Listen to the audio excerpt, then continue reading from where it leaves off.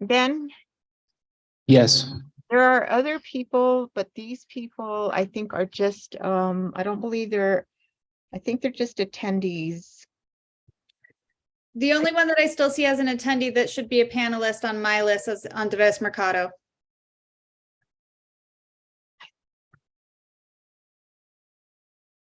Councilor Bassett, this is Andres Mercado. I am here as an attendee. That is correct. I'm not here as a panelist.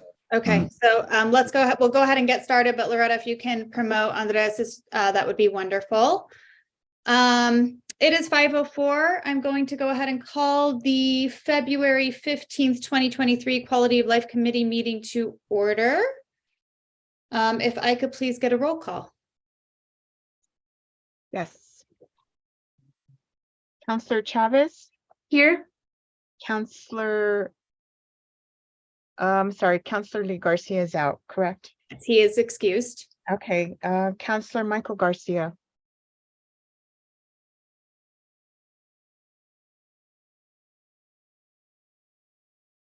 You're muted, Counselor Michael Garcia.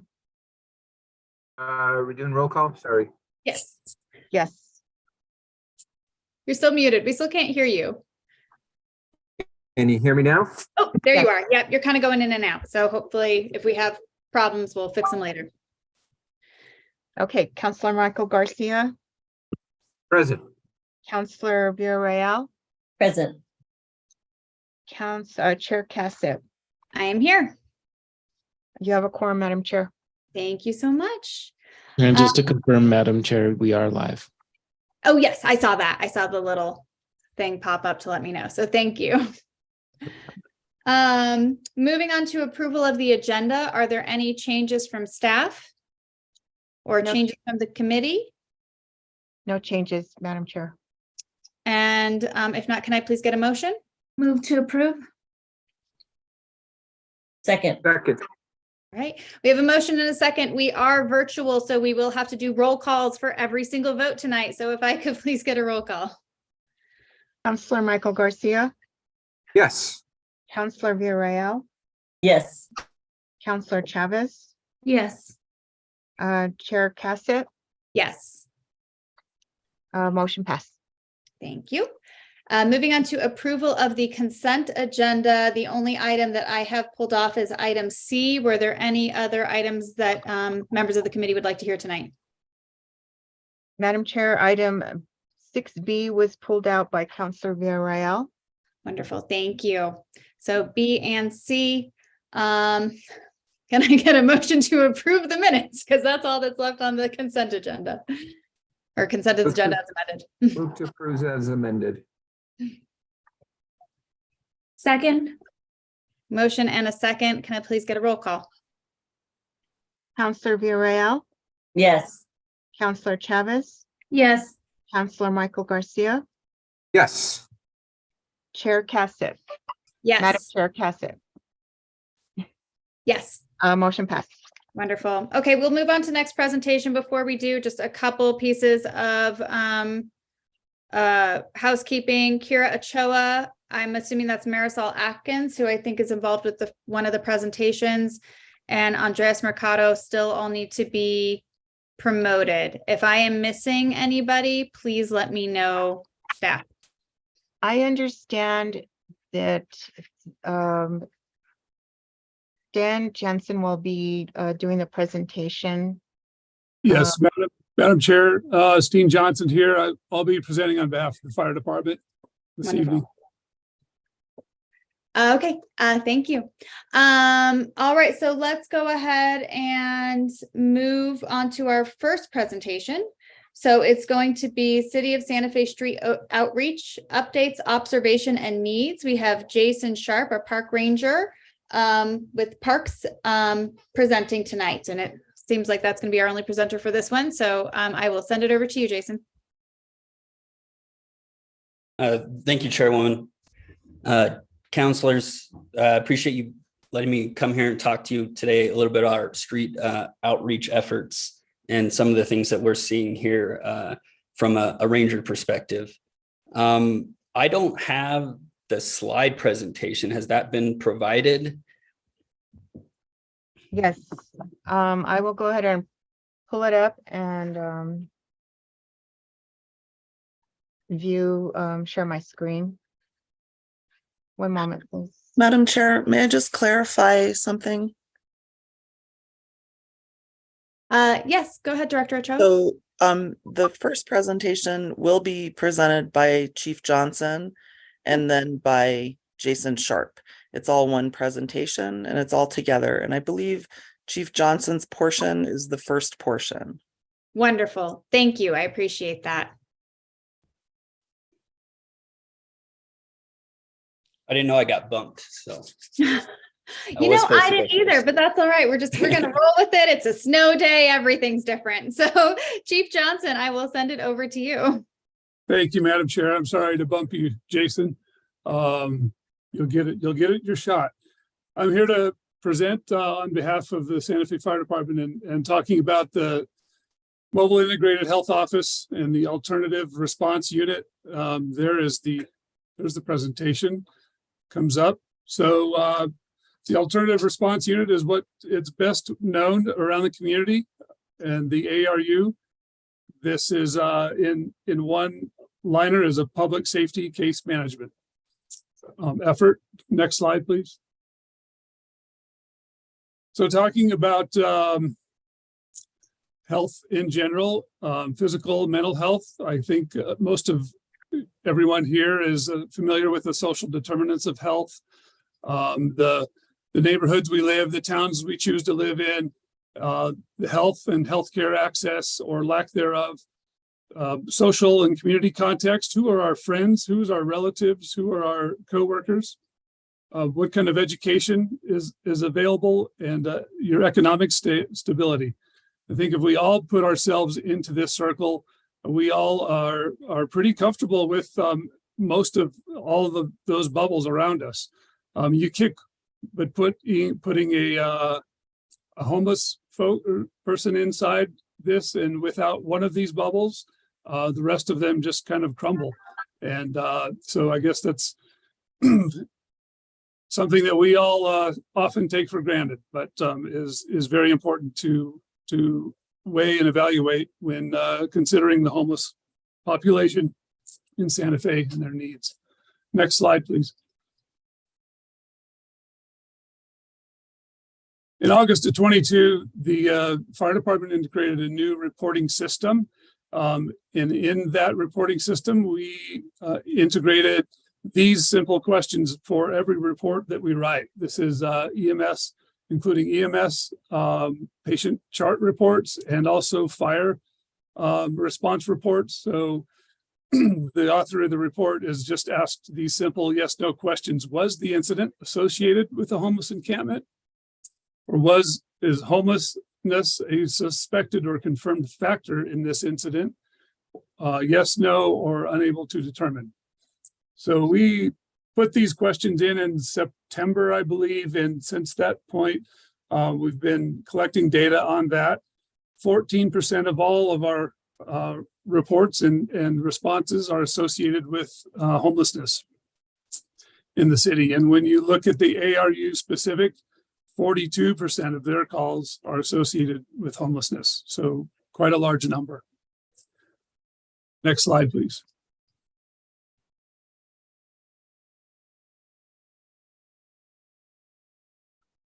So in the fire department, we're realizing that our world is connected. We fight fires, we run on medical calls, and we are now providing mobile integrated health for several individuals. And these efforts are all connected. They're not just isolated efforts that we do. The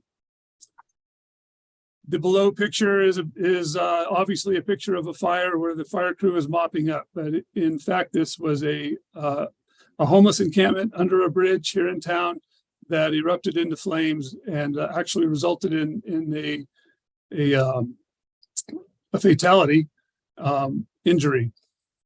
So it's not just a fire department. It's not just treating that patient who's burned, but you know, this person that was injured severely was known to to our MIH and ARU folks. With our new system of charting, we are able to data collect and track a lot of information, which has been very valuable in what we know or what we are called as longitudinal care.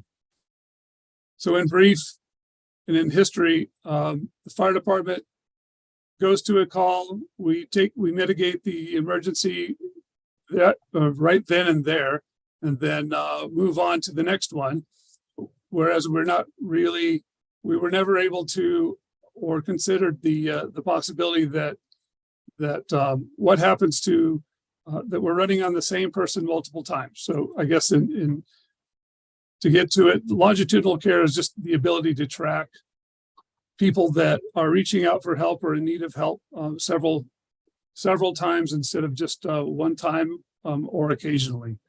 That is really what the case managers and MIH is all about. Next slide, please. Case managers are curious and they're very understanding.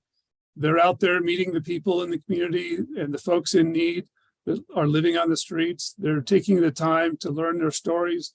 And it's not just a one-time effort. You know, it'll take several times of, getting to know a case manager or allowing a case manager to really to hear and feel the struggles and the feelings of someone who is homeless. So these folks do wonderful work. They're out there working hard and are very skilled at their craft. Digging in deep, trying to figure out what is the best direction for each individual that they encounter. Next slide, please.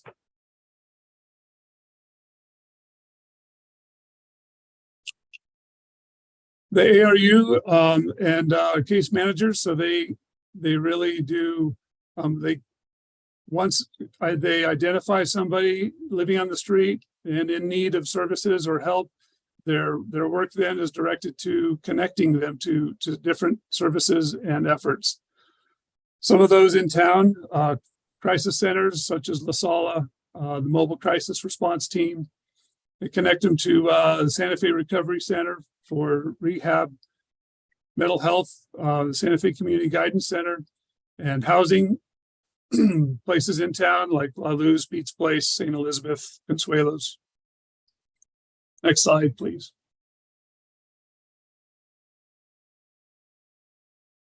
So the needs of the homeless in the community, after speaking to several members of the ARU and the MIH team, it feels like to them that their housing is in a need and different shelter options are certainly needed.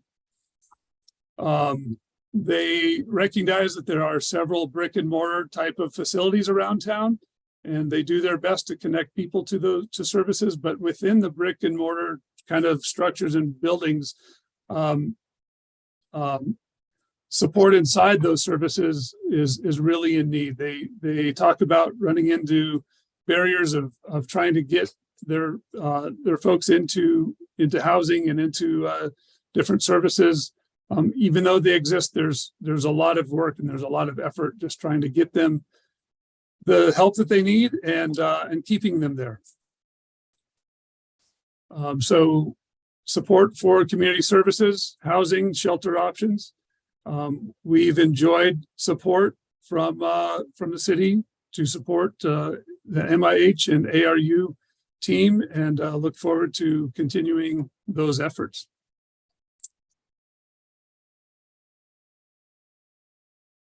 That's it for the fire department presentation, and that looks like this is the beginning of Jason's slideshow. Thank you. Jason, why don't you go ahead and then we will save all questions for the end.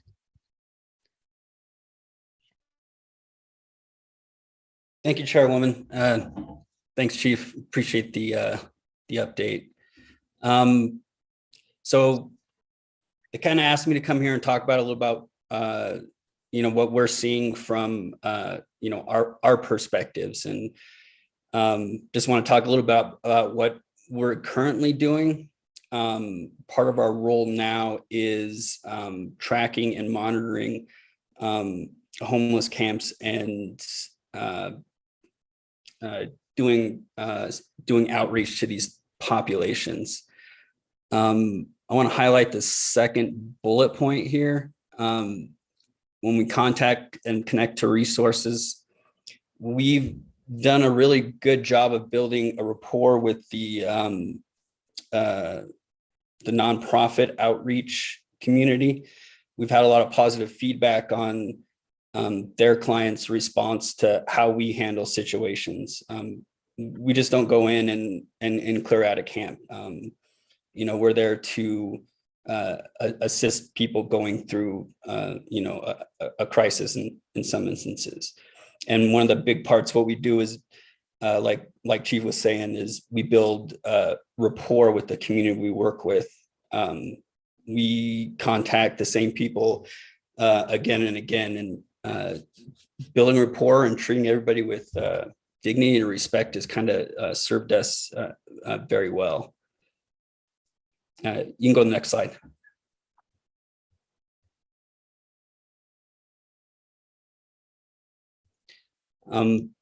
Some of the environmental impacts that we're seeing, one of the areas that's more heavily affected is our waterway. As you can see from the pictures below, if these camps aren't located quickly, they have a tendency to get out of control and out of proportion. Some of the things that we see affecting this environment is toxic algae blooms. They introduce harmful chemicals into the waterway. Trash can clog drainages, creating flooding and erosion in areas.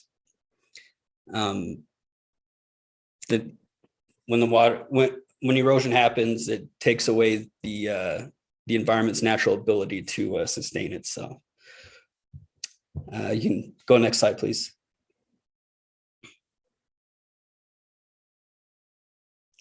These are some of the other environmental issues we're running into. Wildfires are a big concern. Not only how destructive they can be to life safety and property, but it also hurts the natural environment. And park rangers, we wear a lot of hats, so we look after people, public safety, property. But one of our main concerns is the environment. And when people are introduced into these habitats, it tends to throw off the migrational patterns or habits of wildlife. That's something we don't like to see. A lot of the times, occupants will destroy vegetation, cut down trees, start fires. And fires aren't necessarily contained very well, and they have a tendency to get out of control. Like Chief Johnson was saying earlier, that camp actually is these pictures over here to my left. We did a big cleanup in this area. This is one of our larger cleanups, actually costs about $20,000. So these camps can be costly both financially and environmentally. Next slide, please.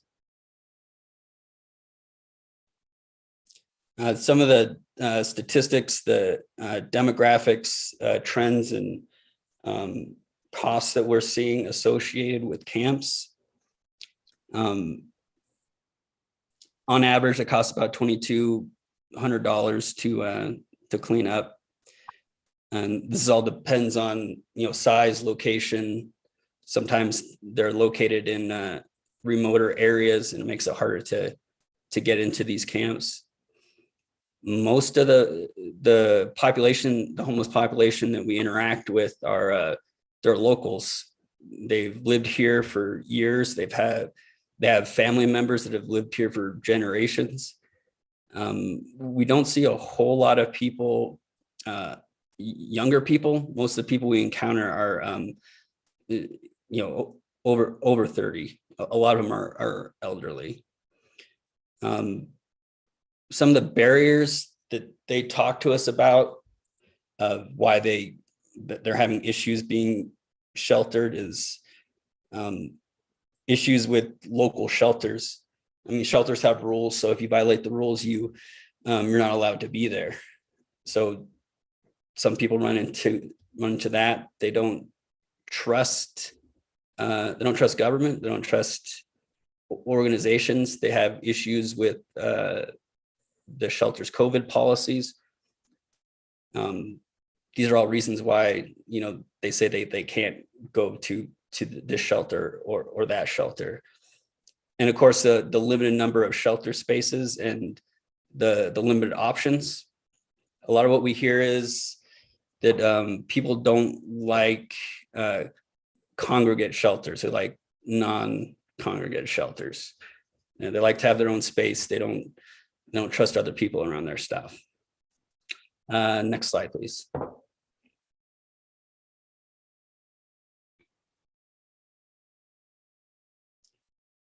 Some of the things we're hearing from the community about their concerns on, the homeless camps and people experiencing homelessness from the community is, they're scared about crime. They're worried about getting hurt. They feel threatened in some cases. They don't like to see their open spaces, covered with trash and needles and other things. They feel like their spaces are being taken over by some of these camps. What we're seeing, what they're telling us from the homeless population is some of the things that they want, and their concerns are, they want a safe place to stay. It's a very dangerous area. It's very dangerous out there. They want a place where they know that they can store their stuff, where it's not going to be stolen. And a lot of these people have mental health issues, addiction issues. So getting somebody that's drunk or high into a shelter that has a higher barrier is an obstacle that they run into. Next slide, please. And these are kind of some of the things that we would want to see. More coordination between departments and other nonprofit groups, volunteer groups, more options that we could recommend to people who say have been removed from a shelter or not allowed to be at a shelter. An option, a place that we can send them when we're telling them to pack up their home and belongings and move somewhere else. A controlled, a controlled space, so a campsite, something that's managed. That way you can, keep track of the cleanliness, have contained say fire pits, so the fire issue isn't as much of a concern. And then a place where high need individuals can receive 24-hour care and oversight. I think that's the last slide. Yes, it is. I'll stop sharing. Great, thank you so much. Thank you both so much for being here and for sharing this work. And I know that our next presentation will also dovetail quite nicely with this topic. I will go ahead and open it up to members of the committee for questions. Councilwoman Villarreal, good job using the yellow hand. I couldn't find it at first. I have to get used to this format again. Thank you both for the presentation and the information. I was just curious, a couple things first about the MIJO, an alternative response unit program. And Deputy Chief Johnson, you presented, are you now part of ARU or? I'm just curious why ARU staff isn't presenting. Councilwoman Villarreal, and Madam Chair, I supervise or oversee the ARU staff, and I am presenting on behalf of the fire department. Okay. And then there's at the end of your slide, it says continued support for ARU. So can you elaborate specifically about what that would entail? Sure. Madam Chair, Councilwoman Villarreal, we've appreciated the support and the rapid growth of this program. We've got 7 case managers and 2 dedicated EMS captains, a 3rd EMS captain that fills in when needed, and case manager supervisor, MIH paramedic, and Battalion Chief Mercado, all operating that program. So it's grown rapidly in the last few years, and our capacity to help the community has expanded extraordinarily. I believe that no matter how much we'll always be in, the city will always be in need of more, and as we grow carefully, I think we just look forward to having more support as is needed. What that specifically entails, I think, is not yet known. There's a lot of different directions that we could go from here. Thank you. I guess I want to know, maybe not tonight, but just how we continue to expand and what that support looks like. Because I think Director Ochoa had talked about, well, funding isn't necessarily the pathway to make something function well. So, you know, I'm more curious, just as a comment, like structurally how things can look differently for the department that makes everybody's job a lot more efficient and easier to kind of work together. So that's what I'm envisioning or hoping for the ARU, and look forward to further conversations about that. And then my other question was for Jason Sharp. Thank you for your information. And I was just curious, the slide that you presented about demographics, it had specific points on there, and I was just curious how you compiled that data, how you were able to collect that data from folks you're working with, or in the, you're talking about the encampments. So can you say more about that? Madam Chair, Counselor, that's a good question. I've talked with my director a lot about how we came up with those numbers. We use those numbers from the cleanups that we have conducted since the city changed its policy, and we started working jointly with Health and Community, or Youth and Family Services Group. I believe that started back in July. And so those cleanup, the financials come from, the financial numbers come from that, the data that we have. The number of camps was pulled from I can't remember the exact name of the report that the city commissioned, but it came from the city commissioned report on projected homelessness numbers. And that's how we got those numbers. So when that's helpful. I guess I was specifically talking about the demographics, like race and age, and how you all are collecting that data.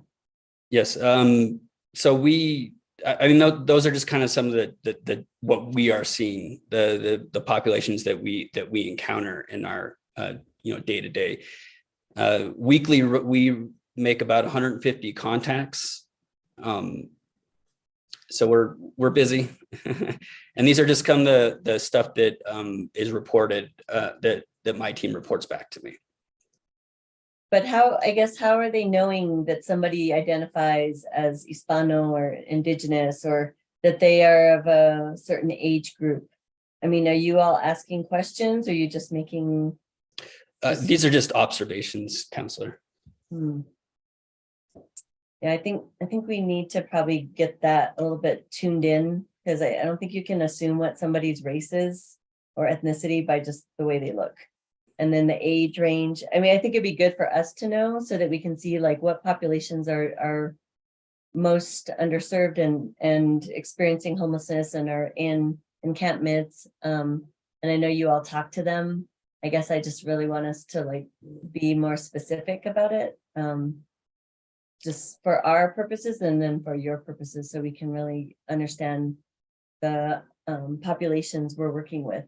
That's a great point, Counselor. And we're actually looking to develop methods to better track how we keep these statistics. This wasn't something really that was planned. So, Okay, thank you. That's all I have. Thank you so much, Councilwoman. Councilor Michael Garcia. Thank you, Madam Chair. Thank you, Councilwoman Villarreal, for that last question. I did have some questions around how we arrived at that data, especially when we are trying to, state things such as age, that folks are local, et cetera, because, you have a lot of folks in our community who believe that a lot of the sheltered folks in our community aren't local. So I think we need to really drill down and ensure that if we are going to represent such information, that we have the data to back it up. And not to say that's inaccurate or accurate. I think it'd be good for us to know. That way we can, the data would help us to determine which direction to point folks in when we begin to support them in these services.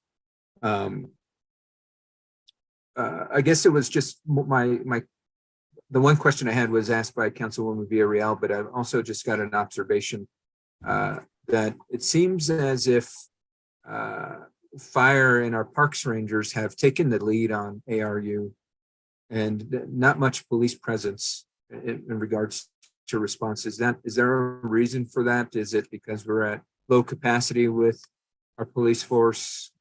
Just wondering, because it does take, I completely understand, when somebody shows up, it takes them away from responding to a different situation. So I guess just out of curiosity, why are we seeing little police response that shows up versus, sometimes 1 to 2 fire officers and a park ranger? Chairwoman, Counselor, that's not the case at all. We work very closely with our police department. Our bike team has been extremely helpful in our efforts, and we have collaborated very closely and had a lot of success in our cleanup efforts. Director Ochoa, did you want to comment on the ARU makeup? Sure. Thanks, Councilor Cassett. Councilor Garcia, thanks for that question. Yes, as Jason said, the bike team works to ideally follow up after a park ranger encounter to make sure a camp is clear. There are a couple of reasons why the PD is not present on the ARU. We did start out with that model of one officer actually responding to all calls that the ARU goes out on. As the project evolved, it became clear that that wasn't really necessary, that the case management was really the heart of the encounter. And it also wasn't necessary for safety. So currently, and the other thing we heard from the officer and the teams were sometimes people didn't respond well when an officer was on scene. They'd maybe had previous negative encounters with law enforcement or weren't trusting of law enforcement. So the outcomes were actually better when the law enforcement was not present. That said, whenever the ARU goes out, there is an assigned officer to that unit who's tracking where they are in the city at any given time for safety. Hope that clarifies your question. It does. Thank you. I really appreciate it. I just want to make sure, because, and the reason I ask is that if you may recall, last time we had this meeting, we were doing the bar and Jason's team was asking for bulletproof vests. And it shows the seriousness that they're taking into the situation, that they feel like there might be situations where their life requires that their safety requires having a bulletproof vest. And so I guess that's the question of why is there not that presence to ensure that the person who is charged with ensuring safety in our community and is trained to do so is not there, at least initially, for that kind of all systems clear situation. I'll trust the process, but I do want to ensure that, again, I'd hate to be in a situation where Mr. Sharp or one of his team members or Deputy Chief Johnson's folks are injured, and we need that response time from our police officers in a relatively expedient manner. So thank you for the clarification. I really appreciate it. Mr. Sharp, Deputy Chief Johnson, just thank you all for your time and effort in this, Director Ochoa. I know this is kind of a work in progress. It is ultimately going to be providing critical services to those folks that are needed in our community, whether it is going to encampments or in situations like today. I mean, I immediately think of freezing temperatures and making sure folks are safe, and how can we ensure that those that are sheltered in our community are not going to freeze to death tonight. It is cold. And so again, thank you, Director Ochoa. I really appreciate you taking this on and just appreciate the update. Thank you, Madam Chair. Thank you, Counselor. Counselor Chavez. Thank you, Chair Cassett. This is a request for information. Mostly, I just want to put it out there, and I'm sure you have some of this information. But Jason, as you were presenting, you mentioned developing really strong relationships with community partners. And having worked in the world of community work that I have in the past, I know Santa Fe is very rich in our community partners. And I feel like in regards to addressing homelessness, we're going to have to come together as government agencies and community partners are going to have to align our efforts in addressing the issue. So in the slideshow, I heard concerns from the community, concerns from our community members that are homeless, but I'm also wondering what feedback we're collecting in regards to community partners and what they kind of see the gaps in the process are, what they think what initiatives need to be kind of implemented immediately to help them be more successful serving this population. So it's a very big question. If you can offer some information, but that's something Director Ochoa, I'll probably want to circle back with you on at some point. I've been saying over and over again, we're so rich in community partners, but until we kind of all align our efforts, that's the only time that we're truly going to feel the benefits of what we have present here in Santa Fe in regards to community resources and services. So I really think their voice and what they think is best, what they think needs are, is going to really help our efforts in addressing the homelessness need right now here in Santa Fe. So I just wanted to put that out there. Thank you. Thank you so much. Did either of you have a response at the moment, or did you want to follow up later? Madam Chair, Councilor Chavez, I'll speak to that. And the needs for community partners are huge. I think I touched on that on my presentation that we have several services in town, but I think as any service in our nation right now, we're in need of more workers. We're in need of more folks within those brick and mortar services to provide counseling and to provide guidance to those who are in need of those services. So it's not just enough of getting them inside that building, but the support within the building to take them under their wing and make sure that they're getting what they need in the long run. And Madam Chair, if I may, Councilor Chavez, thank you for that great question. It is a big question. I'd love to sit down with you on it. I just do want to give a shout out, and actually it's a good seg probably to Dr. Van Voorhees's presentation, to our Santa Fe Housing Initiative. That is a very much a community-based partnership to solve the problem together. That's made up of the city, the county, foundations, but I would say even more importantly, all the providers who work in this field, and now thanks to the work of a wonderful consultant, Marisol Atkins, who's hired by the Santa Fe Housing Initiative, a lot of folks with lived experience, a lived experience board, as well as a really new, very robust group of, I think, over 60 volunteers, who many of whom have case management backgrounds and social work backgrounds.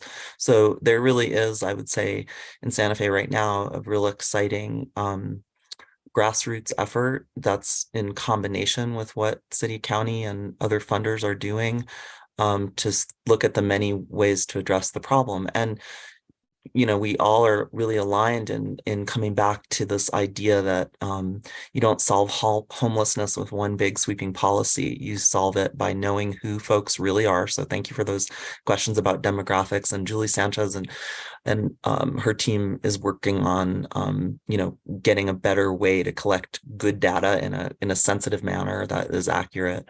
Who are these folks? Where are they from? What do they need to be stabilized and housed? And that's what we need to do to kind of create a more working system, so that we come up with the kinds of housing options that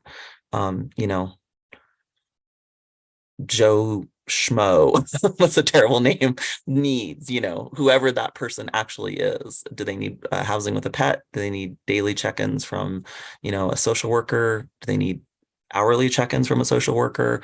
Do they need to be reunited with their family? Unless we know who folks are by name and have what is known in the Built for Zero parlance as a by name list, we won't really get there. And we're closer than ever, but we're not there yet. Thank you, Director Ochoa. Did you have any other further questions, Councilor Chavez? No. Okay, thank you. I just have a couple follow-up questions, kind of for both parts of the conversation. One, I do want to follow up a little bit on what Councilwoman Villarreal started to touch on with the structural needs for how we start to expand ARU. I know that we had we'd started to talk about this last budget season, or maybe it was a mid-year budget adjustment. I can't recall which budget conversation it was. But I know that there were a couple needs identified. There were some needs for expanded training. And it sounds like right now it's a little bit of a mystery as to what these structural needs are. And I'm curious what has been done over the last year, as well as how are we analyzing what is going to be needed in order to really expand this program. And I'll elaborate a little bit. One of the reasons, ARU obviously is a really incredible and innovative program, and we're all, we've all been very eager to watch it grow. There's been so much conversation about the lack of mental health resources in the community. And there's something that I think that's really special about ARU, really being able to go out in that capacity. And it is something that the city is able to really help solve this problem. And of course, as Councilor Chavez mentioned, community partners are huge. Really looking at healthcare infrastructure is huge. But I am really curious about how the city does really work and what are the ways that we can figure out the structure so that we can really support the growth of the ARU. Councilor Cassett, if I might take that question, and Chief Moya can help me answer as well. Thank you for that. I wouldn't say it's a mystery. We're looking at what's going on very carefully with the 2 units that we have. We're recognizing, one, that these folks are doing a public safety response. It's a new kind of public safety response. The case managers are wonderful, and they're for the most part, I think, really happy to have this job with the city. It's a new kind of support that they're getting, both from the fire department and from the contracted behavioral health director, but they're not in a union. And that's an issue. And we hope that, their efforts to become unionized will be accepted and recognized. That's not our job to put them in a union, but I think that's going to be important just in terms of giving them the structural support.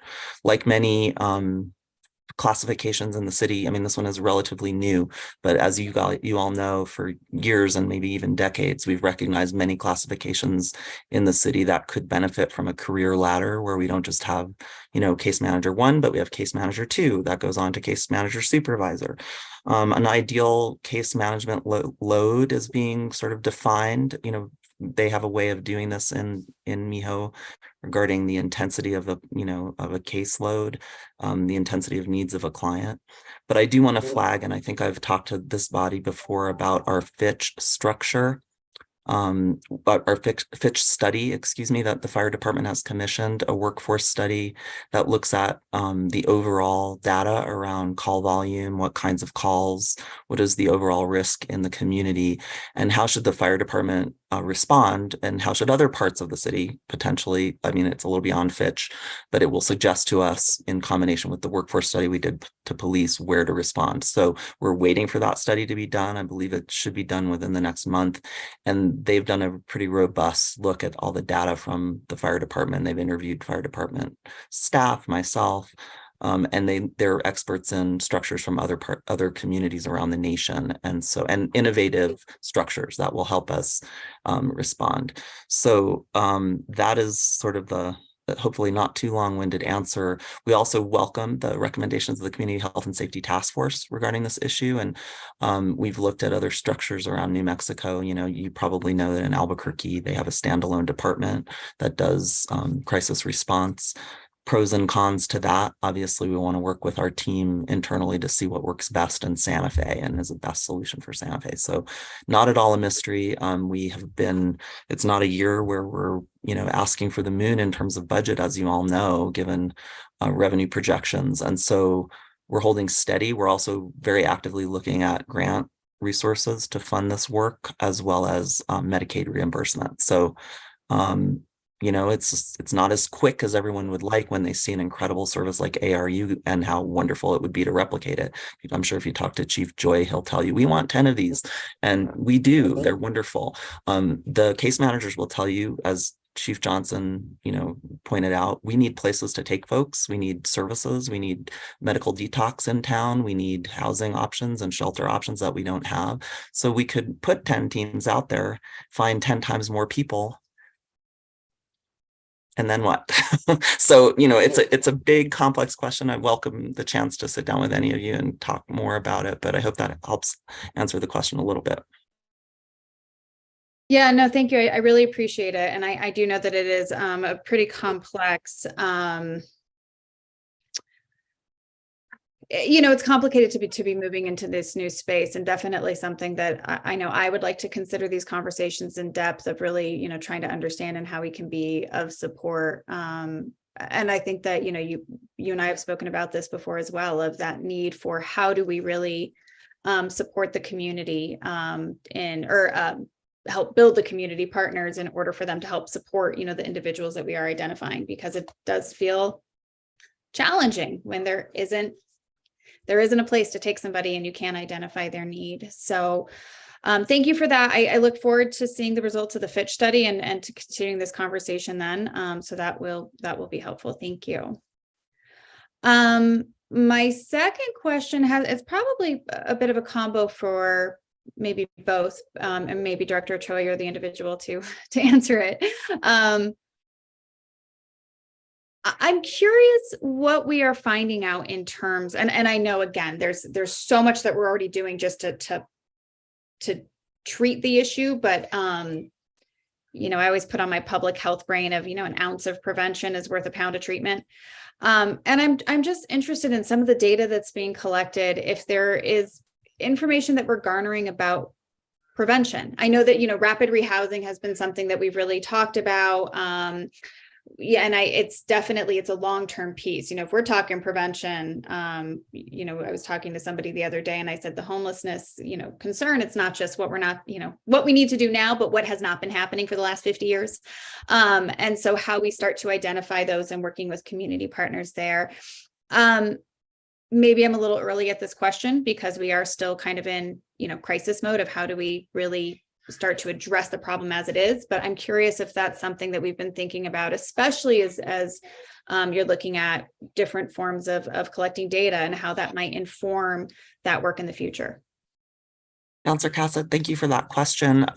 It's also a big question. I think first, of course, of the Connect network, where we are asking questions about basic safety net needs and social determinant of health needs. The housing homelessness question we ask includes, are you in danger of losing your housing in 30 days? You know, where are you sleeping? Are you sleeping at a friend or relative's house? So we have data from Connect in terms of what kinds of crises people are in. And then in terms of prevention, we have mechanisms, thanks to our ARPA funding, our partnership with the county, to offer people flexible resources, and the navigators and Connect flexible resources to address those needs. Of course, Director Ladd provides a lot of funding for, you know, rapid rehousing via our partner, the LifeLink, and others in the community. And so that's an important avenue for stabilization and prevention. Prevention, you know, us MPHs will go all the way back to, you know, a child's experience and their in vitro in their mother's womb, and making sure moms who are pregnant have all the resources they need to be starting life off in a good way. So it's, you know, I think of it as we get systems in place for understanding the scope of need, the kinds of needs in the community, we can more nimbly plug people into the resources as early as possible to avoid adverse childhood experiences, which of course are at a root cause for a lot of homelessness. Homelessness is, of course, too, a canary in the mine indicator for a lot of structural problems within our economy and our social structure. You know, everything from zoning and how zoning was done, to taxation, gentrification, lack of access to employment, lack of access to resources. So it is a huge question. We're working on it all together. And I think what's special about these teams, about Jason and his team, about Chief Mercado and his team and Miho and all that they do is, yes, these are big systemic issues. Yes, we need better places and resources to plug people into. But when you have that incredible trusting relationship between a park ranger or a case manager and somebody who's homeless or unsheltered out there, that's really the beginning of a rapport that can and does lead to people accessing what resources we do have and really transforming their lives. There are incredible stories of people doing that because of the good work of these two teams. Thank you so much. I really sorry, we have a child situation going on underneath my feet. But I really appreciate it. And I know it was a big question. And of course it's that, that public health brain that just comes in. It's like, let's fix everything and everything's connected. And, but I do really appreciate the work that's being done and the innovation that's being done. And obviously I know that we'll really continue to have a lot of these conversations in a lot of different arenas. So thank you for that. Councilwoman Villarreal, you had a follow-up. Yes, I did. Thank you, Madam Chair. Just a question about data and demographics. So I'm assuming Rangers, Miho, are you all working together and sharing information with each other? Madam Chair, Councilor Villarreal, I don't think we directly share data and information. I know we interact with one another on an occasion, but to my knowledge, we're not sharing information directly. I believe there's also like barriers as well, like HIPAA and, medical background history is, we don't have access to that. So I guess I understand that. I guess I just see the connection of folks that you all are interacting with for the Rangers. It's probably similar folks that are also interacting with the ARU unit at times. So there's probably a connection. I guess I'm just wondering if there's a way, because Miho started collecting data, demographics, and I guess I'm wondering if there's a way that helps look at the bigger picture, like what you all find with the encampments, the Rangers, and then like how EMS is involved with that, and then how EMS is also feeding into the Miho data collection, because I know Miho started a new system, right? There's new demographics being collected, which is important. So I guess I'm just trying to see how folks can combine efforts. Madam Chair, Councilman Villarreal, if I could take a little stab at that. It's a great question. I think it should be noted, of course, that the park rangers are there to tell people not to be there, right? Because we're enforcing a no camping policy, which is a different function than the ARU has. And so there's sensitivity around data sharing. One of the barriers, frankly, to achieving what we've what is known as a quality by name list in the Built for Zero world, which is really good data, is all the different systems that are used to collect this information. But as a community, we're working with the New Mexico Coalition to End Homelessness as well. And their role is to be the data lead that kind of guides, privacy issues with populations, as well as data sharing, the coordinated street outreach and collection of data in a sensitive, responsible way is really our primary focus right now in Built for Zero, since we have made progress in other areas. But if we can get this sort of house in order, I think we'll see sort of an exponential leap. But, as I'm sure Chief Johnson can speak to the HIPAA, restrictions with sharing some of that information that MIHA's now putting in, and the whole fire department's now putting into the new system. They are using the Health Information Exchange. They're part of that, and Connect is actually partnering with the Health Information Exchange to see how we can connect the dots really in all of these different systems, including HMIS, which is the system that housing providers need to use per HUD. So it's kind of a Tower of Babel, but there are people tackling it and trying to work it out. And then, on a day-to-day basis, as Jason and Chief Johnson mentioned, people do share information, between PD, between fire, between the park rangers, and then the other teams that go out around how to find clients, how to help people, and that kind of thing. Thank you, Director Ochoa. I'm just trying to, like you said, connect the dots so that we're not duplicating efforts, that we're making for more efficiencies, even though it doesn't always connect exactly how you're saying. But yeah, I guess that's what I was thinking. Thank you. Thank you. All right, I'm going to move us right along. We're taking our time tonight.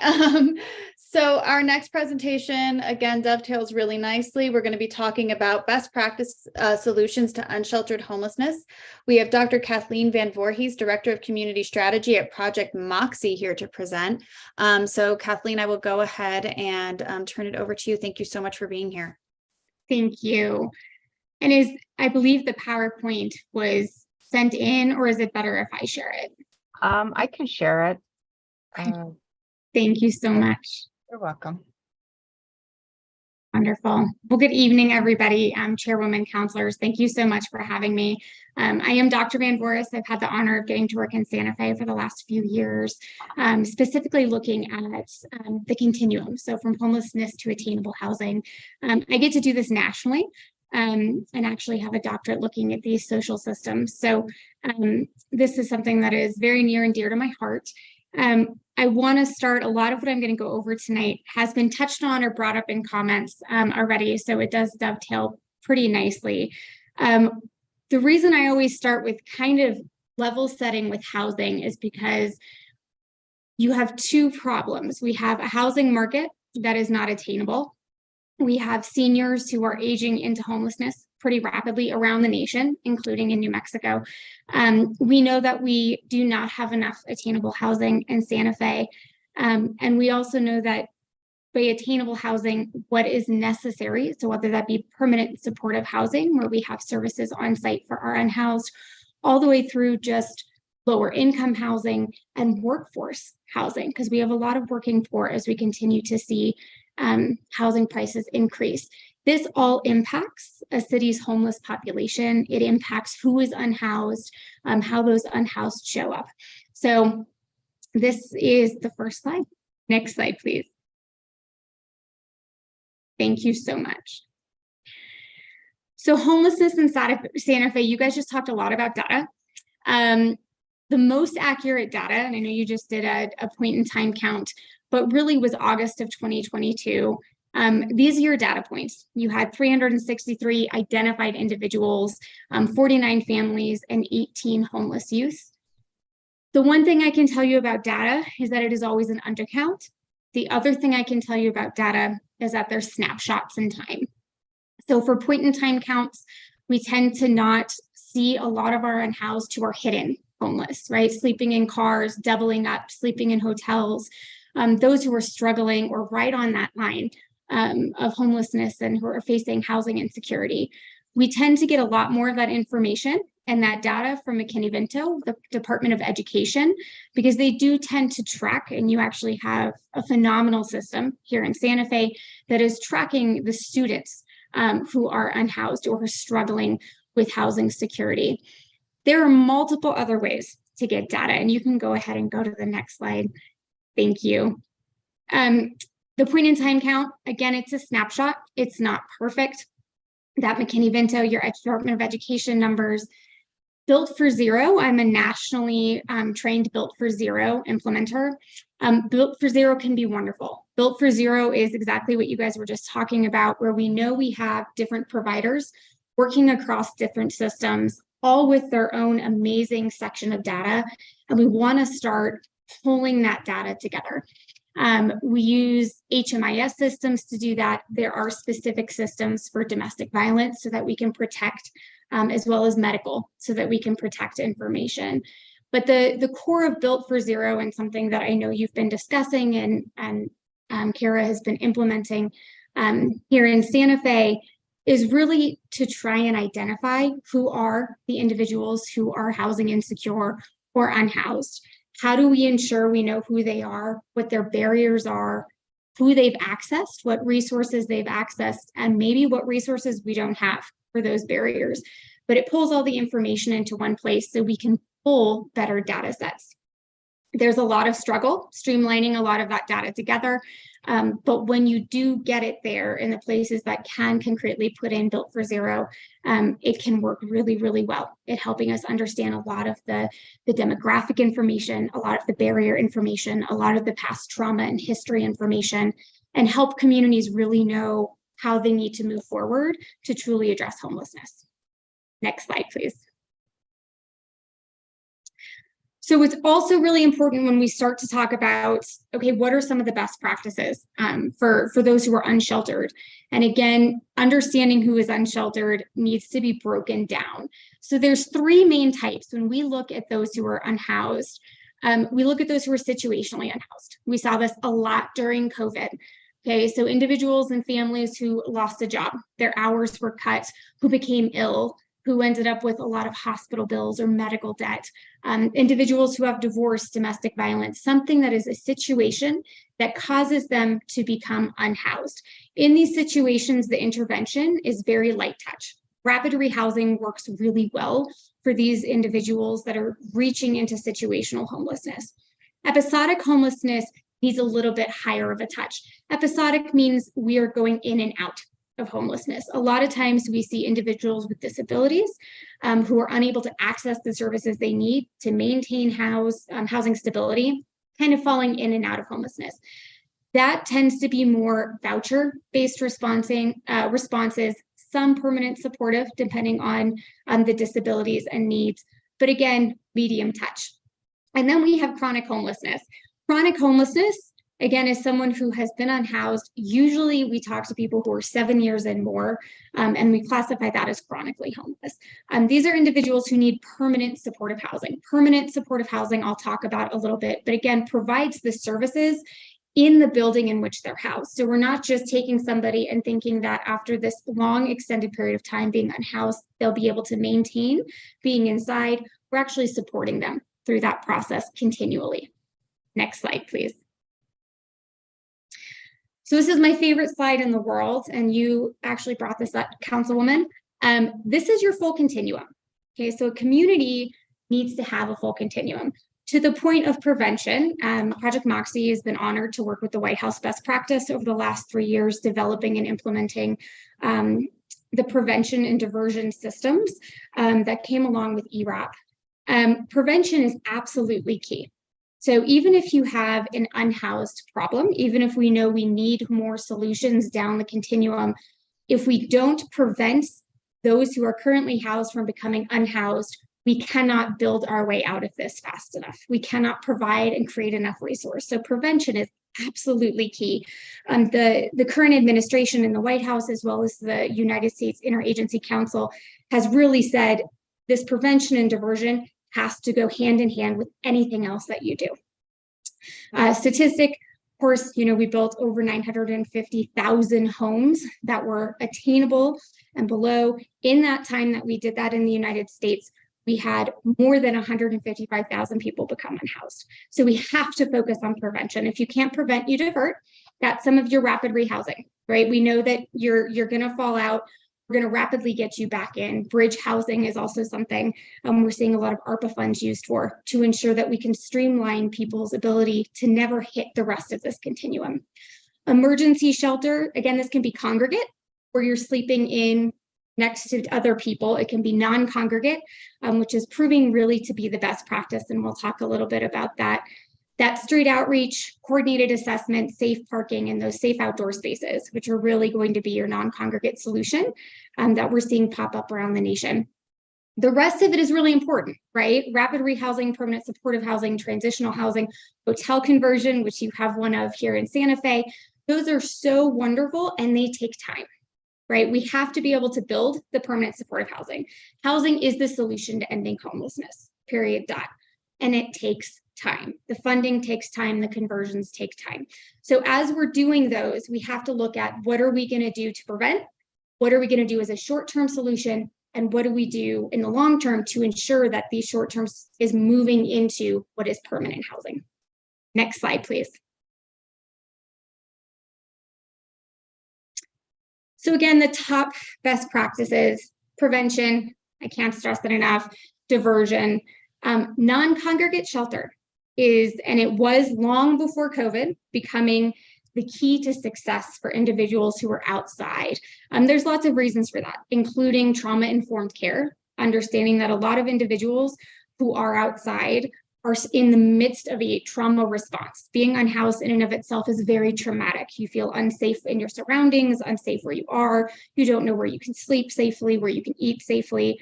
I had the honor of walking around Santa Fe yesterday and ran into somebody who was talking about fear of going into congregate shelter and the need for these types of solutions because of their fear for safety and because of their background. Those are all very important things.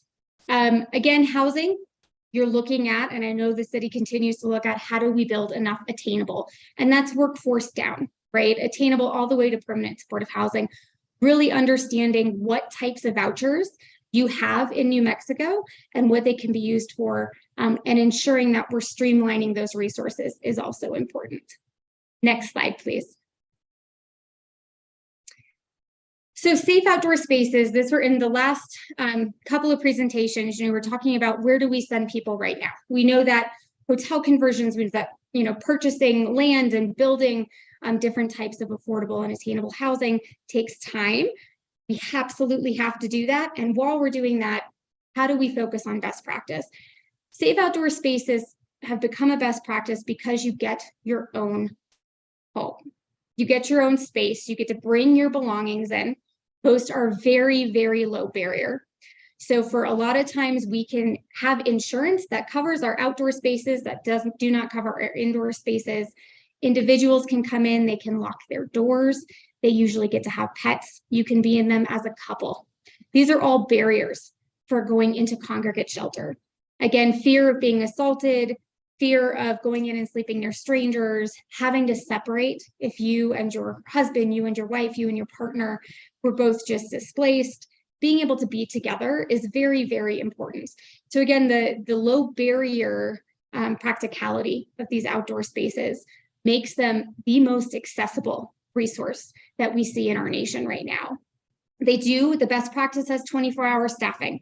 They have people on site 24 hours that can not only help those who might need help throughout the night and throughout the day, but who can also keep those individuals safe.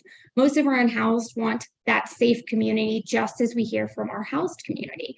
So really making sure we're creating a safe staffed location. It is very collaborative. These sites work with outreach workers, work with the resources on site within the community to bring things to these individuals who are staying at these sites. That works so well Because when you have camping vans, when people don't have a place to go and they're moving from this place to this place, we tend to lose touch with them. So for outreach workers and providers, it is very hard for us to consistently help. It is hard to gain trust through trauma-informed care, and it is hard to move people through that continuum and get them to the place where they can permanently find stability. Again, meals, laundry, bathrooms, trash. It's a managed community. This is an example of a pallet site, but they look different, but they're all uniform. Next slide, please.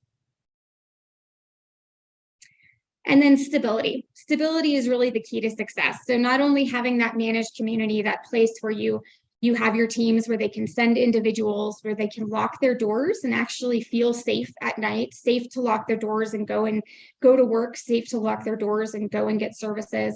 But not having to move day to day is so important. The CDC talked about the detriments of individuals having to move all the time, the trauma detriments, the health detriments. Having these safe spaces gives a solid and healthy community, both to cities who are trying to keep healthy communities for all, as well as for those who have no other alternative or place to go. Again, it's the stability of having your own home, even though it's a temporary solution, as we continue to build more possibilities to further our long-term housing stability. I think that might be the last slide. Nope, this is a very important slide. One of the most common questions I get around the nation, and I actually got this on a DC call the other day, was if you build it, they will come, and two, what does it do? It increases crime. It's actually not true. We've seen time and time again now that we see a decrease in crime around these areas. It's staffed 24/7. Some have security externally, especially ones that are set up to assist DV victims. We see such a positive impact universally on our house and house communities where we put these managed encampments. We work very collaboratively when we set them up with the fire department, with the police departments, with the service providers.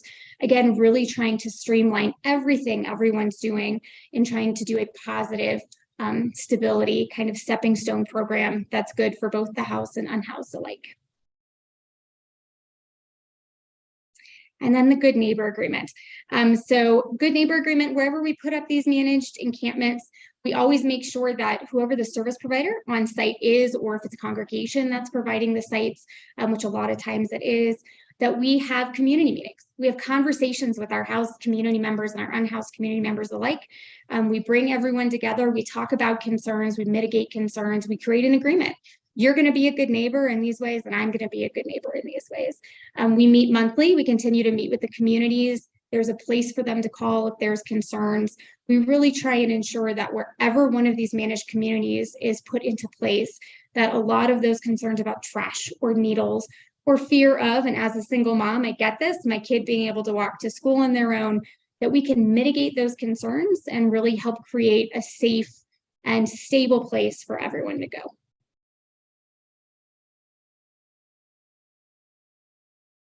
And I'm happy to answer any questions anyone might have.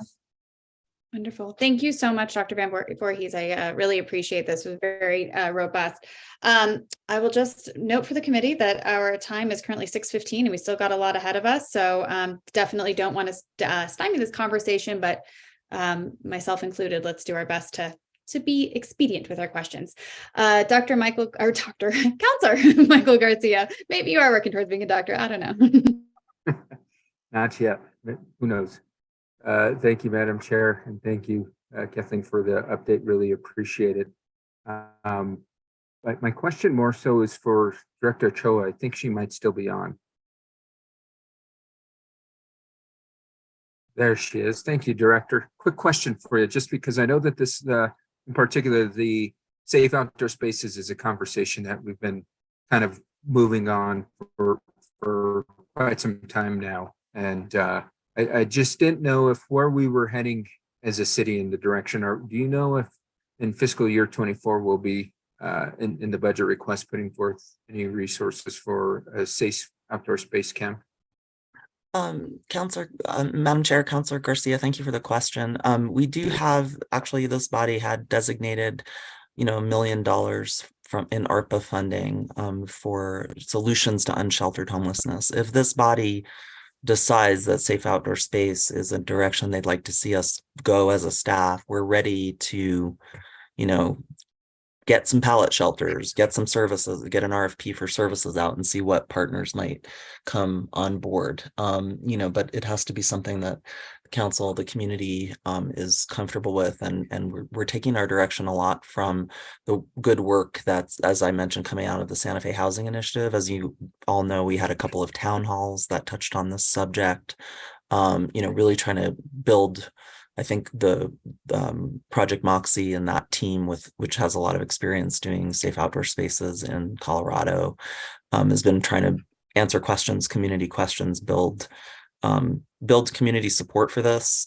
You know, I'll just say personally, I think it's something that it would be great to be able to try in Santa Fe. That's my personal opinion.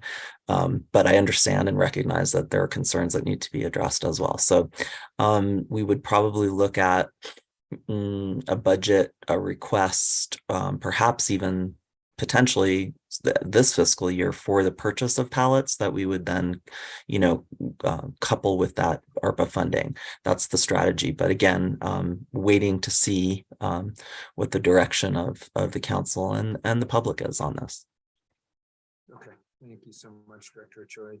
Appreciate the clarification. And I do remember the $1 million, but I know that, you know, that's a one-time source of resources. And if we were to look into developing something such as a safe outdoor camp, I would think that it would be more long-term, and we would want to ensure that there is that sustainable source of resources. So thank you. I think your clarification definitely helped to provide some context around the future that we may be looking Thanks, at. Madam Chair. And I'm sorry to add, but I would say that yes, the ARPA funding is one time. And if they work, if the safe outdoor space is a good thing, we would probably seek to continue it. But the nice thing about the ARPA funding is it allows us to really pilot this and see, and, you know, proof of concept. Is it a safer environment around the safe outdoor space for the neighborhood? Does it work? How are we getting people housed? And so I think we're thinking of the ARPA funding almost as a grant, which it was really, to try to solve the problem, and then we'll see where it goes from there. Okay. Thank you, Director Cho. Really appreciate it. And as well, Kathleen, really appreciate the presentation tonight. And no other comments or questions, Madam Chair. Thank you so much, Counselor. Councilwoman Villarreal. Thank you, Madam Chair, and thank you, Dr. Van Voorhis. Is that how you say your last name? For the information. I might have missed this because I took a bio break, but you said you work for Project Moxie, and are you, did you say or describe anything about Project Moxie? Did I miss that? So Project Moxie is, we do everything. We work around the nation. When we go in and look at continuums. So we work looking at everything from homeless solutions all the way through the assistance in building attainable housing. Got it. Thank you. And you're on contract with us at the city? No, I'm actually on contract with one of your foundations. Got it. Thank you. Sorry, Glad my brain died there. Thanks. Glad you're part of the team. I was just curious the relationship there. And then I was just trying to figure out like next steps, because I feel like based on your information, based on the community town halls we've been having, and just researching this, you know, safe outdoor space. I guess this is a question for the for Director Ochoa. Like we know what we need, or at least what we need to try. And so what I'm wondering is, like, what are the next steps here? Because we have funding through ARPA. What do we need to do then to look at, like, really start moving forward? I know we took a break to like assess the situation, get information out to the public, and educate folks and ourselves.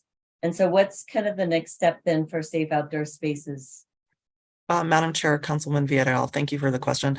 I think that, you know, in practical terms, we would release a competitive bid, you know, request for proposals to see which entities would be willing to host a site and provide wraparound services. But, you know, because it's a new project, because it's a sensitive project, I think it would be beneficial really if the staff received direction from the governing body on it, and that it's something you wanted us to explore. I'll just say that because I think, we've been looking at it, working on it for a long time, and to put something like this together takes a lot. So if it's something that, your constituents and you yourselves think is a good idea, we'd be happy to explore it. We have some community partners that have expressed interest through the work of Project Moxie, which is funded through Ancorum Foundation and the group of funders that make up the Santa Fe Housing Initiative that are not government entities. So we're really looking to you, I think, to give us some direction on it so that it can proceed with as much consensus as possible. Thank you for that. And I mean, there's a lot of pieces here. Dr. Van Voorhis talked about it. Low barrier, 24-hour staffing, bathrooms, safety measures, all of those fit together and how we actually make that operationalize it is another story. So it takes a lot of time. So I'm interested in kind of next steps, as probably some of my colleagues are. And so if you could just let us know offline, kind of what needs to be done, and that would be helpful. And then one more random question. What happened to our mobile hygiene van? Or not van, but station, or what were we calling it? The mobile Madam hygiene? Chair, Councilwoman Villarreal, our mobile hygiene unit that was purchased with CARES funding is on the Midtown campus, ready to roll when we get a provider that can help us operate it. In the short term, happy to say that we're looking to have it assist our shelters on Code Blue days and nights where they're opening up additional space for folks to stay and keep out of the cold. And so it'll be put into use. Initially we had released an RFP, didn't receive any responses, had thought about the park rangers operating that unit. That may be appropriate at some point, but in the short term, we're looking to have it supplement what we're doing on Code Blue days. And then probably if we do look at a safe outdoor space, it could also be used there. But it can be used in its current location, you said, for Code Blue potentially? Yes. Okay, thank you. Thank you all. Thank you so much, Councilwoman. Any other questions or comments from members of the committee? Councilor Garcia, is that an old hand? Thank you. One thing I would want to say is I agree that I think that this is something that we really do need to take steps in really analyzing and exploring. I won't ask the question now in the interest of time, but I think as we do, Dr. Van Voorhis, you mentioned that I think I'm butchering your name and I apologize. You had mentioned that that crime had gone down. And I think what's really important that we talk about is that was not an accident. And I think that as we explore this, it's really ahead of time. We learned a lot from Harrison Road and Pete's. I think that we really would have to, for the community, be talking about the strategies that would be put in place to I know I'm talking too much, to really address that piece. So I was glad to see, that good neighbor agreement, and looks like there's a lot of communication with the surrounding neighborhood. And that is something that I would really want to make sure that as we're exploring this, that piece is not we will address the strategies later, that is part of the plan. So thank you for starting to lay that out. And thank you so much for being here and for your work and your presentation. Really, really appreciate it and the work that you're doing. Thank you, Madam Chairwoman. Thank you. So we are going to go ahead and move on to our consent agenda. The first is consideration of Bill number 2023-9. It's an ordinance sponsored by Mayor Weber, Councilor Lindell, me, and Councilor Romero Worth. It's a bill approving a lease agreement between the City of Santa Fe and Specifica LLC for the lease of city-owned building and improvements located at 500 Market Street within the rail yard within the city and county of Santa Fe, New Mexico to expand its biotechnological company. We do not have Andrea Salazar because I do not believe she is with us still. So it looks like we have Pat Fagali here and Councilwoman Villarreal, you pulled this, so the floor is yours. Thank you, Madam Chair. Just wanted, for public sake, for folks to know what this is about, this lease agreement is about. If staff could give us a brief introduction or just intro about the lease agreement with Specifica and some background on the company and why they feel this lease partnership is important. Madam Chair, Council Villarreal, good evening, and I feel like it's old school and new school at the same time with this virtual meeting again. Good evening, everybody. I would like to have Mr. Lease talk about the lease that we're looking at, and then I can publicly talk about who they are and why we see it as a benefit for the city. So if I could turn it over to Mr. Lease just to give you an overview of the lease.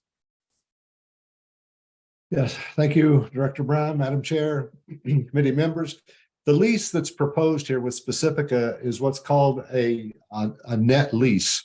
We had the area appraised that they would like to lease, and it appraised at $19 per square foot per year, and that's what's called a net lease. So the city collects that rental rate, and the tenant, Specifica in this case, pays most all of the expenses, the utilities, the janitorial, and those types of expenses.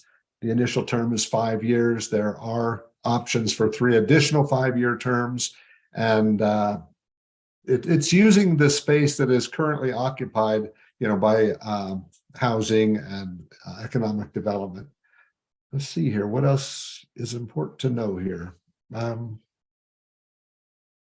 I'll turn that over to Director Brown and talk a little bit about Specifica. Okay, thank you, Mr. Lease.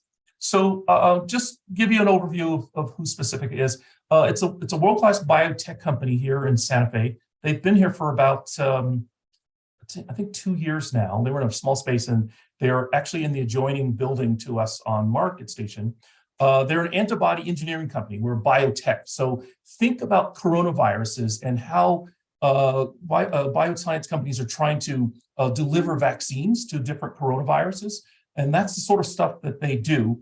And because of the coronavirus and all types of viruses that are happening around the world, their business has grown incredibly large, and they're in a growth mode, and they're looking to expand their headquarters. Right now, they have about 20 employees on the one space that they have now, and they'd like to expand into our market condominium over at the rail yard at Market Station.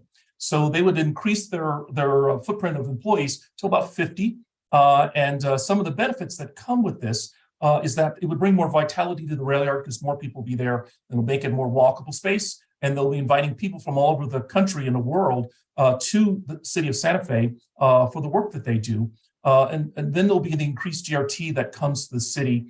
And then we see this expansion as a kind of a marker for the bioscience companies that are here right now. We actually have 4 of them at the incubator: One Cell Foods, Mercury Bio, Bright Path Labs, and Acoustic Biosystems. So we see that as a way to sort of encourage these bioscience companies here, that as they grow, that Santa Fe is a place they can stay and get jobs and bring jobs here and increase our revenue and diversify our economy. And the bioscience cluster is one of the clusters that we are looking at as an economic development group, because we're trying to, again, diversify the economy and not just depend upon tourism and the government in case we have ebbs and flows of our economy, and look for ways to build more jobs. So we see this as a really great way to bring some economic development to the city of Santa Fe. They have other options. They have an opportunity to move to Boston, and we don't really want that to happen. And we want to have them consider this adjoining space that we'd have the for station. We'd move into the temporary places on Marcy Street and also on at Monica Roybal, and have them sort of move in and start that build. So that's kind of a bigger picture view of who Specifica is and why we believe it's a good idea to have them stay. So hopefully that's a helpful overview for you. Thank you, Director Brown. You cut out just a little bit. And I think you said where they're going to be leasing the space is where your background there is. It says Market Station Yes. offices. So city offices will be moved to various locations. I think one location that will be beneficial for the community is parking. The parking division will be moving to Yes. the Monica Roybal space, which used to be a facility for youth. It's no longer used for that purpose, but it is a lot more accessible and there's parking. So I think that's a benefit to this change. There is two things that came up from a constituent is based on, well, first, I just want to make sure that Pacifica, do they have a Los Alamos National Laboratory affiliation? They do not. Okay. They do not. Well, we do consider Los Alamos as a way to bring tech transfer to the city of Santa Fe. They don't have an affiliation with Los Thank you. Alamos. Mhm. And then the other question is about just safety. So folks know, you know, they're making antibodies and it's biotech. And so could you maybe elaborate on anything related to safety? Yeah, Madam Chair, Councilor Villarreal, keep in mind that they are currently been there for 3 years and they're a very secure environment.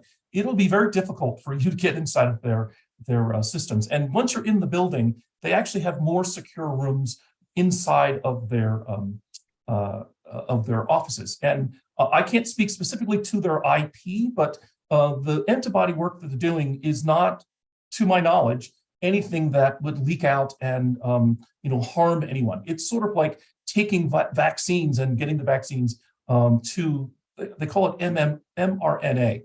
So they attach to this mRNA and it gets into the system. So, but they're in a very safe, secure space, and they have a second secure space where they do the testing of this antibody work that they do. So, so they see that as protocols, and keep in mind that the biotech and pharma industry is highly regulated. So they have to adhere to a lot more compliance than some of the other companies that we have here that provide food or et cetera. So I think that's kind of where we see them as a worthy company that's complying to what the rules and laws are. Great. Thank you for that information. I think I'm done. Thank you. Thank you so much, Councilwoman. Councilor Michael Garcia. Thank you, Madam Chair. Thank you, Councilwoman Villarreal. I think we're on the same wavelength today. I did have that same question around safety, given there's a high traffic area and lots of folks in and out of the rail yard, and wanted to make sure that there are no safety issues, given that they are developing vaccines, et cetera. The one question I have remaining is, do we pay rent currently for Market Street? And if we do, what do we pay per square foot? Madam Chair, Councilor Garcia, good evening. We don't pay rent for Market Street right now because it's our condominium. But in the move, the specific rent would actually pay for wherever we're moving to. I think there's like a $26,000 difference between what we'd have to pay in rental for our lease versus what they're going to pay us on an annual basis. Okay. And the only reason I ask is, is $18 market rate, given I think the space we're moving into on Marcy Street is $27. Mhm. And so just wondering market rates, is this a market rate, or are we higher than market rate?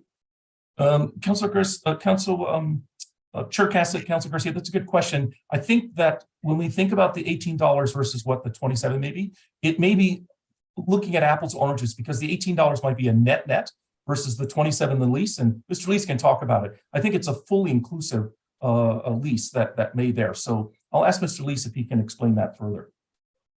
Sure. Thank you, Madam Chair, Councilor Garcia.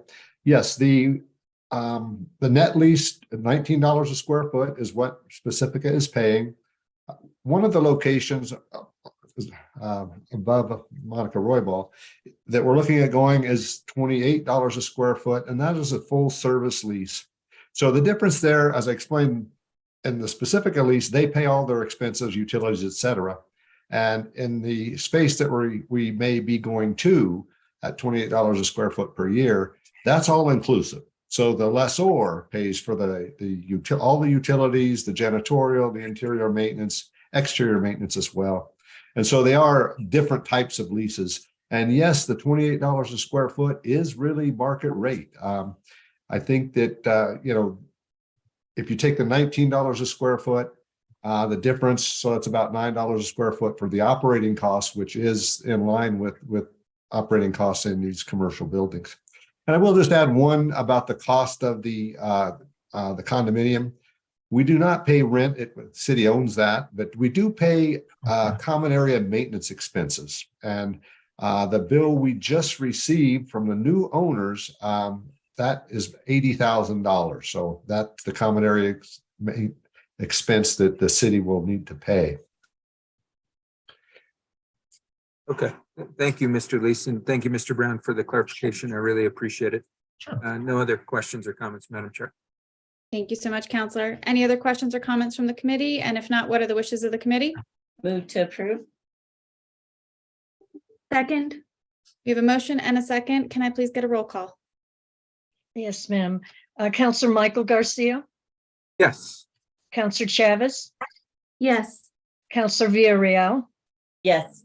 Chair Cassett, Yes. motion passes. Wonderful. Thank you so much. Thank you. Thank you. Thank you, Rich and Terry. Moving on, we are moving on to consent item C. This is consideration of a resolution sponsored by Councilor Romero Worth, Councilwoman Villarreal, Councilor Chavez, Councilor Rivera, Councilor Cassett, Councilor Michael Garcia, and Mayor Weber. It is a resolution directing the city manager to take next steps based on some of the recommendations of the chart report. We should have City Attorney McSherry here, as well as Councilor Romero Worth is here as one of the sponsors, and we have a number of the sponsors here. So I believe that this was pulled by a number of individuals. If raise hands, and who would like to go first?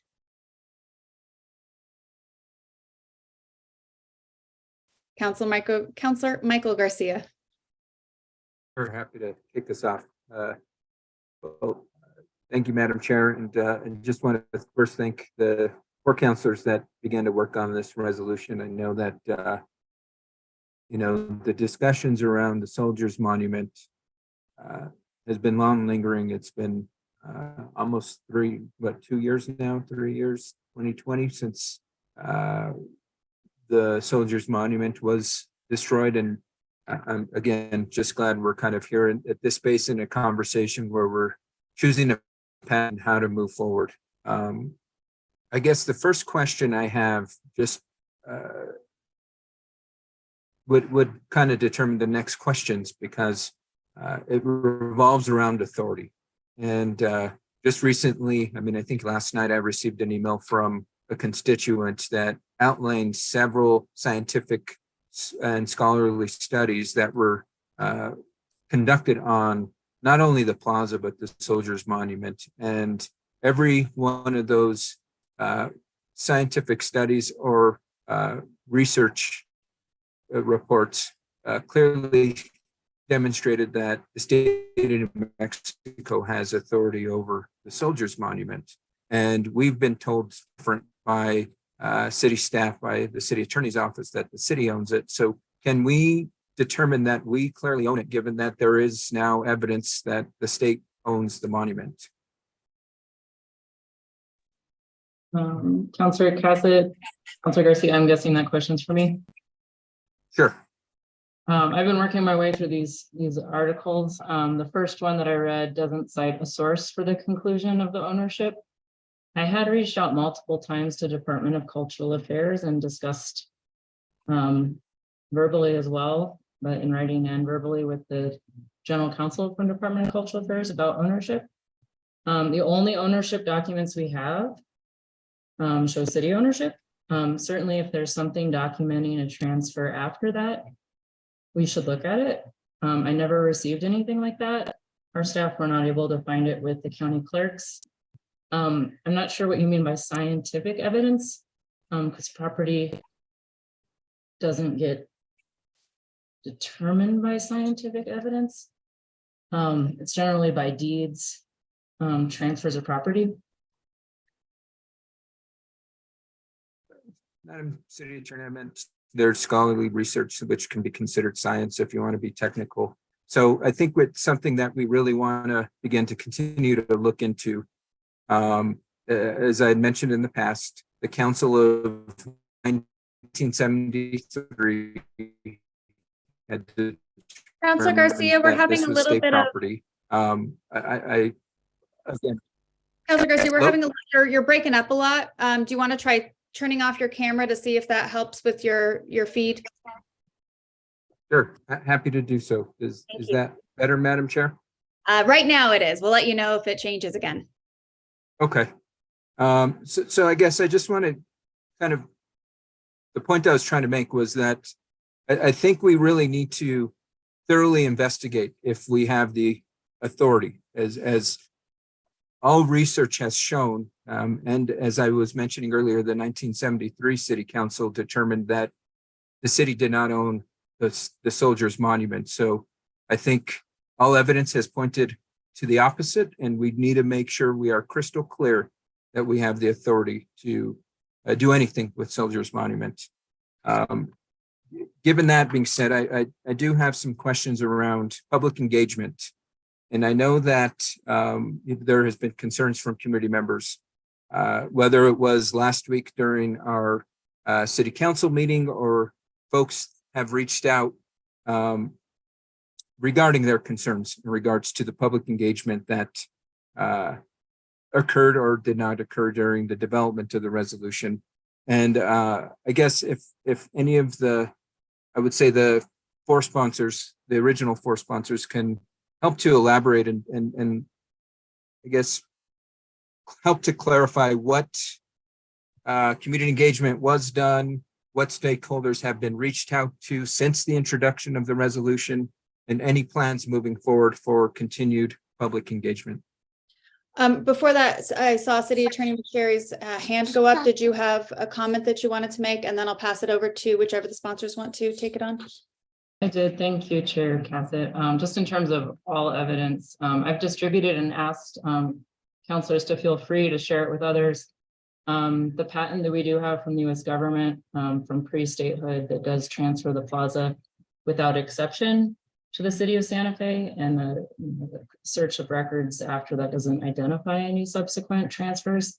It does acknowledge the existence of the obelisk at that time. So it wasn't, something that wasn't being thought of. And then there are certain exemptions from that transfer, which include the federal courthouse and certain other federal properties. But there was not an exemption of the obelisk itself. And please do feel free to share those documents and records with your constituents and anyone else. And if they have anything that, that adds to that history, we absolutely do want to see it. But the only property records I've seen identify the city as the owner of everything in the obelisk. Thank you so much, City Attorney.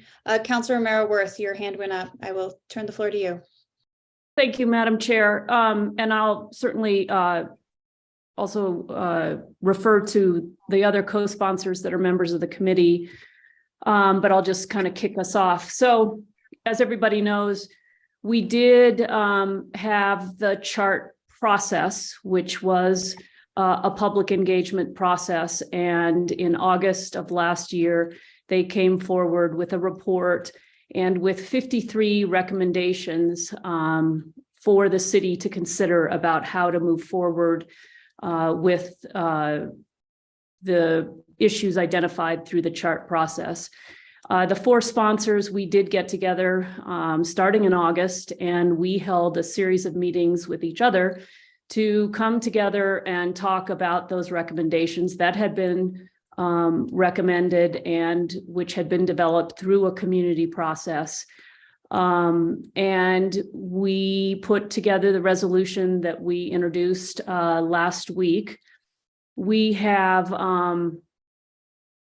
we did do a press release the week prior to the resolution being introduced. We have been responsive to people who are interested in meeting. We have been responsive to emails. I certainly have been responsive to emails I've been receiving with various ideas, and we will continue to do that. We do have a press release going out tomorrow there are three ways for the community to give their input on the resolution as it moves through the committee process. And I think, as we've said, it is going to all the council committees. And we are, we do have, we had, I would guess, about an hour of public input on the resolution the night it was introduced through petitions from the floor.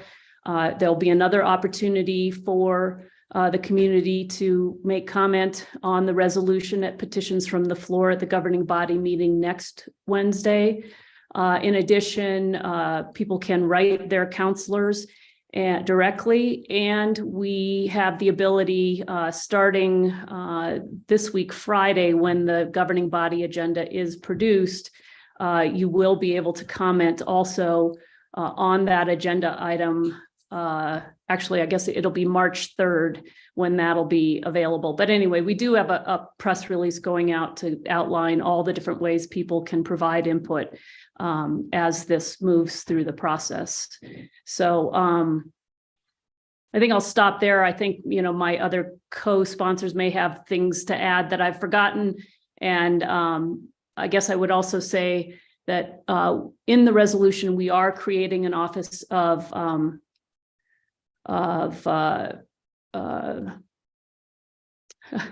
equity and inclusion. And we, through that office, see this work continuing. We also call out that office as being the place where the plaques for the obelisk on the plaza will be developed. We imagine that there'll be community processes in those, in the development of those plaques, and that office's work and all the proposals for how to redesign, reframe, and mend the obelisk, which will be coming back to the governing body, will also generate opportunities for further input. So again, as I've said, the introduction of the resolution was really the starting point for further conversations, both on the resolution and on all the work that will continue as we move forward in creating the office and in doing the work of mending, reframing, and the work of the obelisk. So I guess I'll stop there. For a second time, I'll try. Did either of the other sponsors have anything else that they wanted to add? I would just say, thank you, Chair. I would just say that Councilor Romero Worth has kind of hit it on. I think the introduction for the resolution was really to initiate a collaboration with the community and with our colleagues on council. You know, we want to shape it and we want to mold it to what it needs to be. And to do that, it would be to take input from where we're starting with, which is what was introduced last week. So hearing from the community, hearing from our co-counselors on governing body is a very important piece to that process. That is why we've emphasized, I think, over and over again, like Councilor Romero Worth said, there's a press release coming out that kind of outlines the path that this resolution is on, and we're trying to emphasize that as much as possible so everyone in the community understands the timeline, understands who they need to contact to make sure their voice is heard. So really, as a team, we're really encouraging that community involvement is ongoing through this process. Thank you. Thank you. Councilor Garcia, the floor is still yours. Thank you, Madam Chair, and thank you for the clarification regarding the engagement. I just think it's evident that we need to be a little more proactive in regards to engaging folks.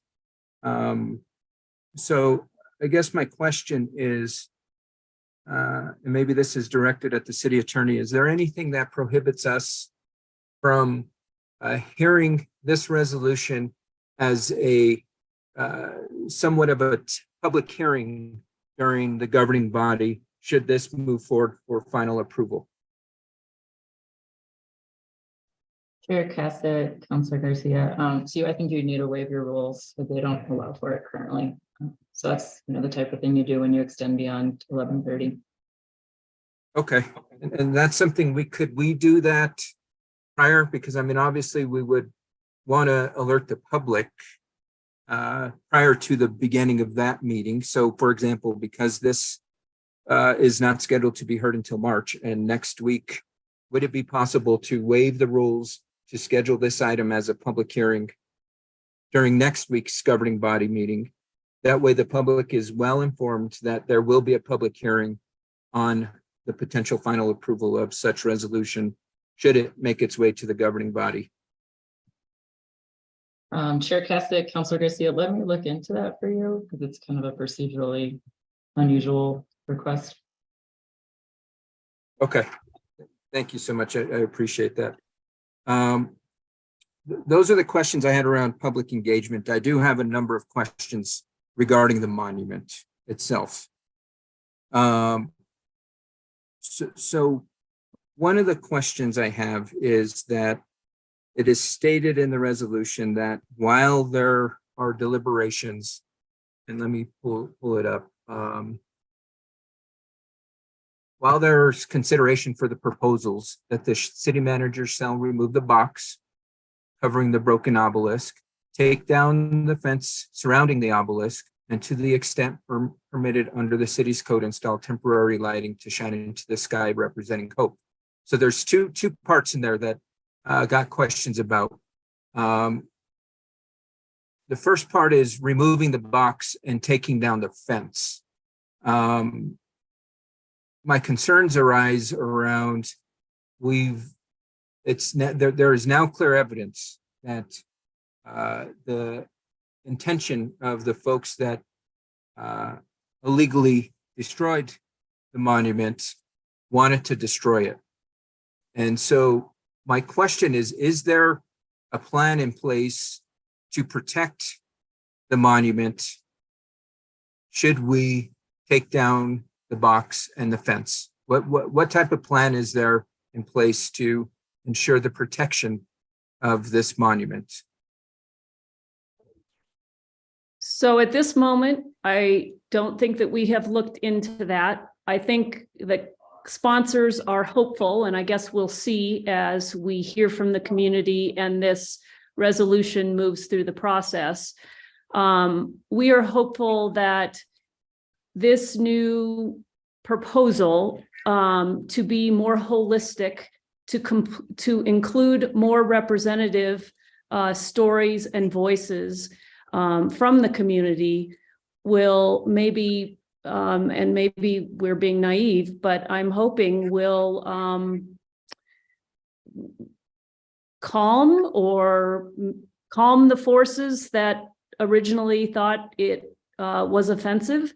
And then maybe it won't be in as great a threat. So I think we're going to have to assess that threat and see what's going on. As we move along, I think the thought among the sponsors in our conversations was that people are tired of looking at that box, and the idea of pulling the box down, pulling the fence down was and putting a light. And again, I don't think that light, we have to do it in compliance with city code, and the resolution calls that out. The idea was that the light would be kind of like the light around the 9/11 monument site in New York City. They did something similar with a light shining into the sky, and I think the idea was that it represented hope and kind of the future. And so there's a parallel that we're taking that idea and wanting to apply it here. Maybe that won't work, but we wanted to float that idea since I think people are tired of looking at that box.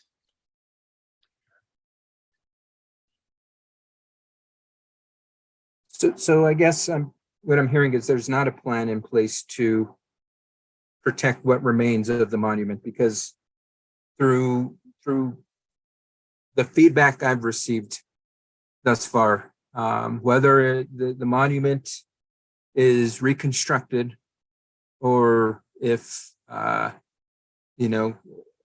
think it was even in the paper the other day, folks are saying it needs to just be gone, it needs to be torn down. And there are folks in our community who are voicing that if this goes up, it's going to be torn down again. And I think for us to not plan and prepare for this, it just, again, it puts us back in that situation in October when we knew that was the intention and we were not prepared for it.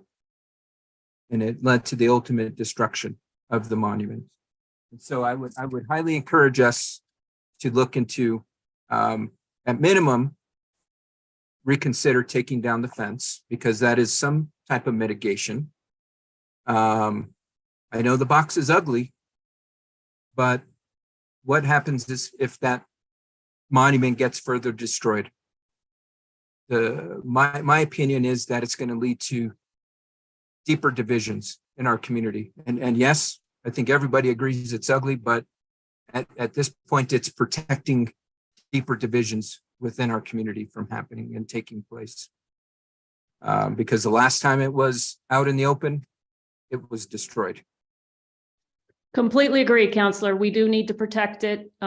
If we see that it's a threat, I think we are going to have to take steps. I would note that there is a camera now placed on it, the police camera, I forget what you call it, but it is there on the plaza 24/7, recording and giving real-time information about what's happening there. So I think if we see it to be a threat, I think there will be a different response this time. We do need to protect it. And again, we're just floating this idea.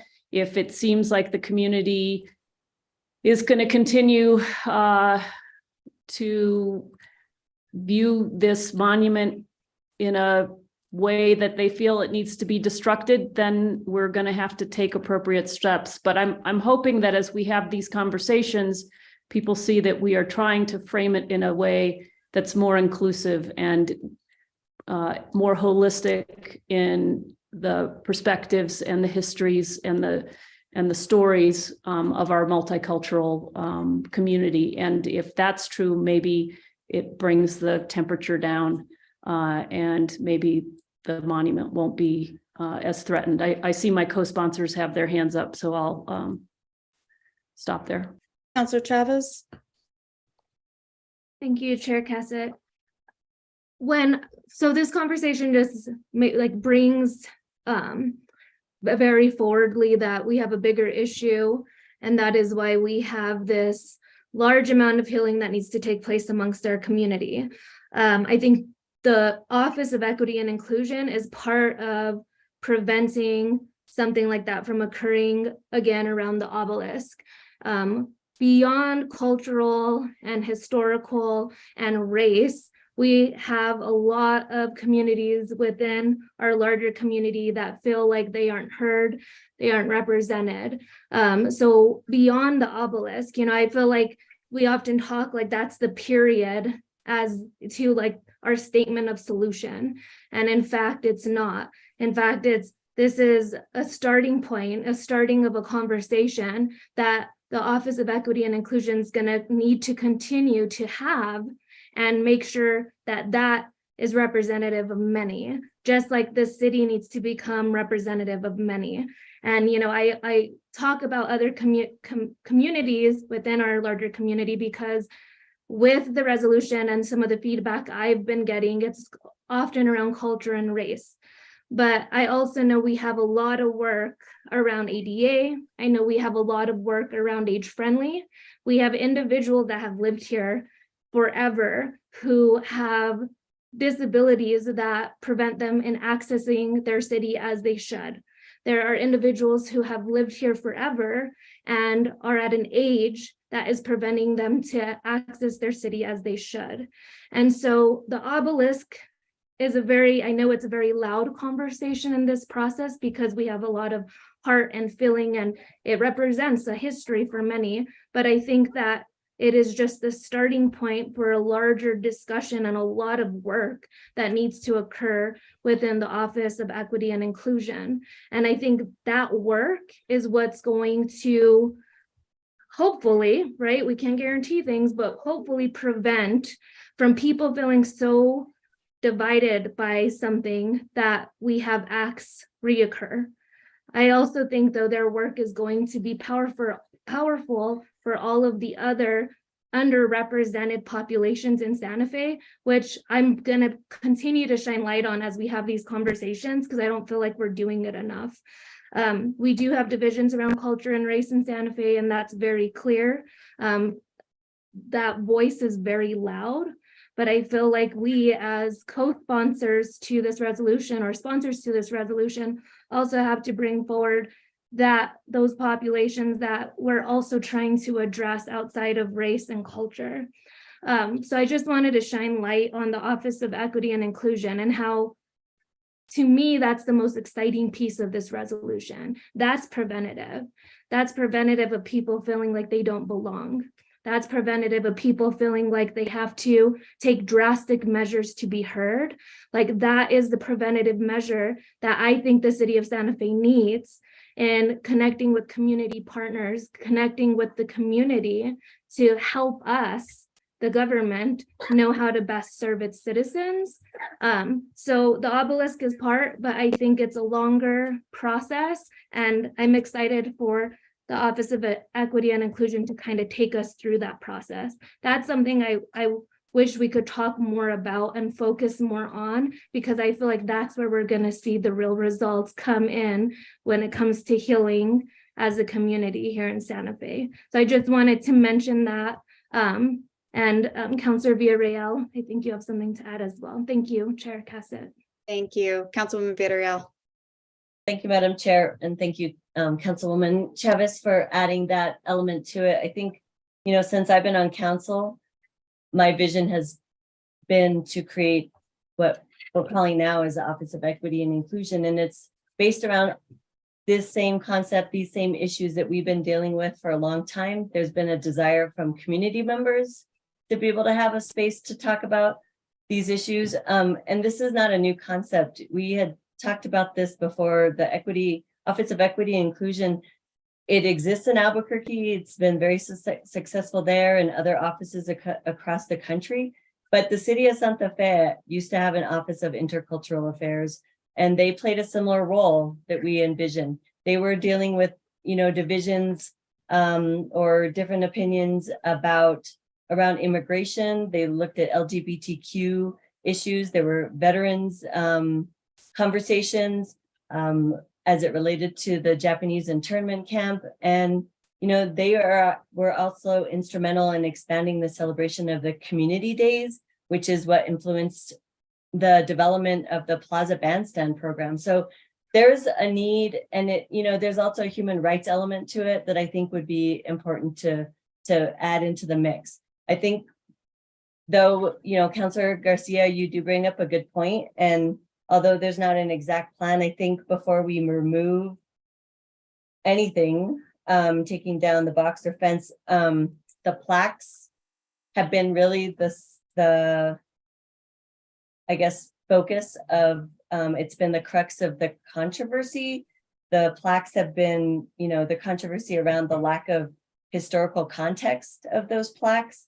And so I think before we remove anything, the plan will be that those plaques will need to be removed and put in a safe place, because the ultimate goal is really to put those plaques and preserve them in a professional manner so that people can actually have access to them, and there will be more context around those plaques. To me, that's been the bigger issue, the current plaques and what they say or don't say. And so I agree there needs to be a plan before we remove anything. And I think that that's the goal, but we have to start somewhere. Thank you. Thank you, Councilwoman. Councilor Michael Garcia, the floor is still yours. And if you want to see if your camera works now and you have a better connection, we'd love to see you. It's nice to talk to each other's faces. We've gotten so used to it again. Just for time's sake and to technical issues, I think, better to just be off camera. I don't want to no problem. Further complicate the process. And I do appreciate the context provided by my colleagues. The mention of the cameras didn't stop the the vandalism that happened right the summer before the monument was destroyed. Just to remind folks, there was an incident where there was vandalism that happened. It was spray painted, and there was cameras. And so cameras aren't going to deter anything. I hate to say it, but it's not going to stop. And we need to be more proactive than that. I am very excited around the development of the Office of Diversity, Equity, and Inclusion. But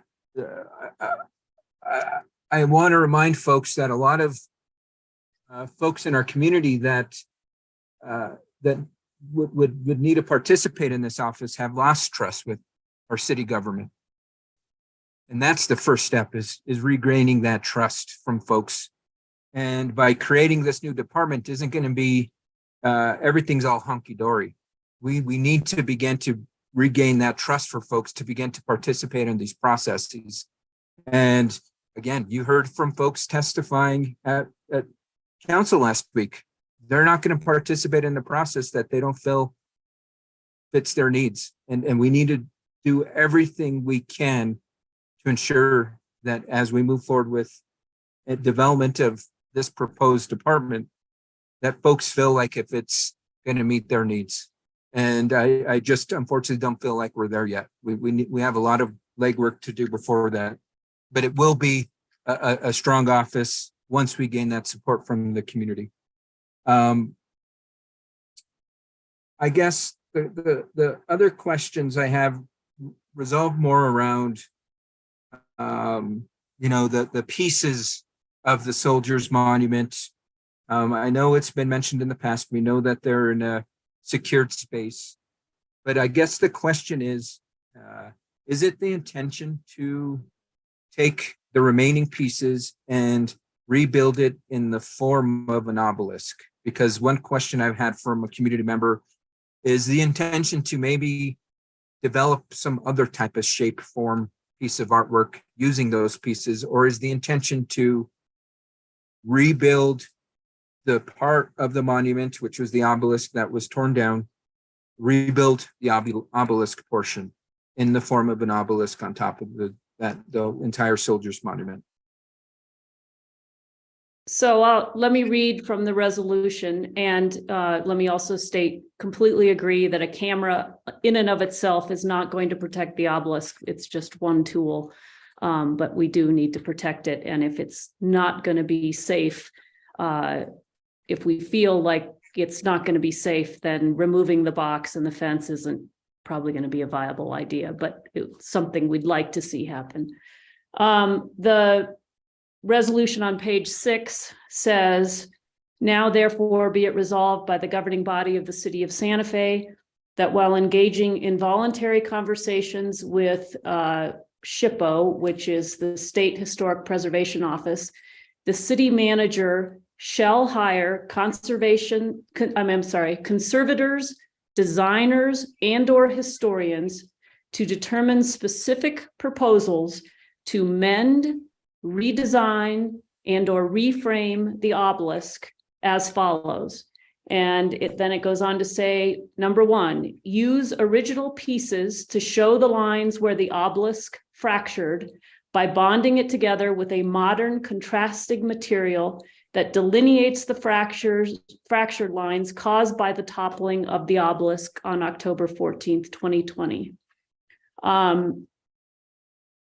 me see if there's anything else that's, we also call out for 4 new plaques, and we describe what each of those plaques should provide substantively. We ask that the Office of Equity and Inclusion, one of their first tasks is to come up with the exact wording on 3 of the 4 plaques. And so I think that what we're seeing here is that my sense of it is that we're putting the obelisk back together as an obelisk, but it needs to be bonded with a material that delineates, as the thing says, the fractures, delineates the fractured lines, and is using a contrasting material. So it has to be different than the material that is the obelisk.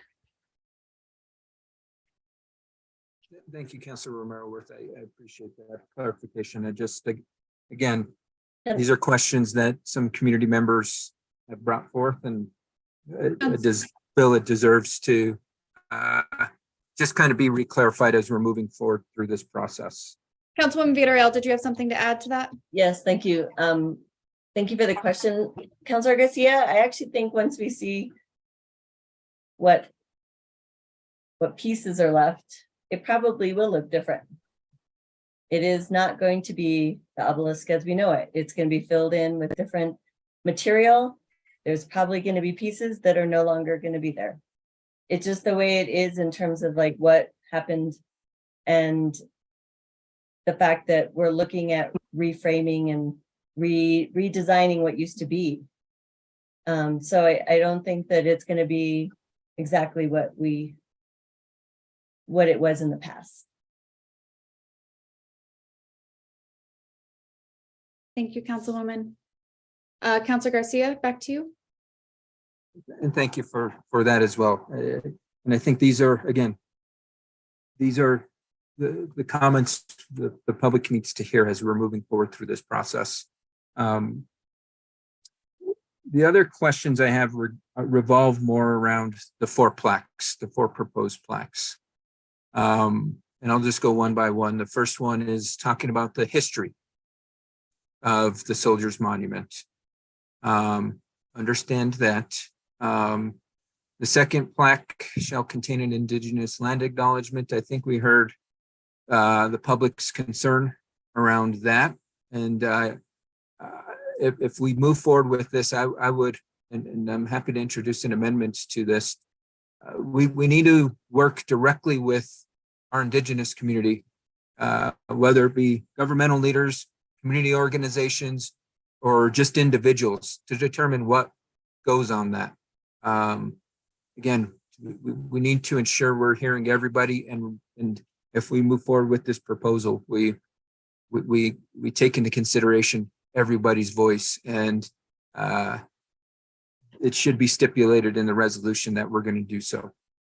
The third plaque about the Entrada Proclamation, that one, a little concerned around that because these are two completely separate incidences.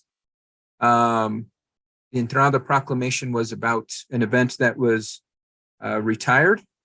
This was, the obelisk is about an event that was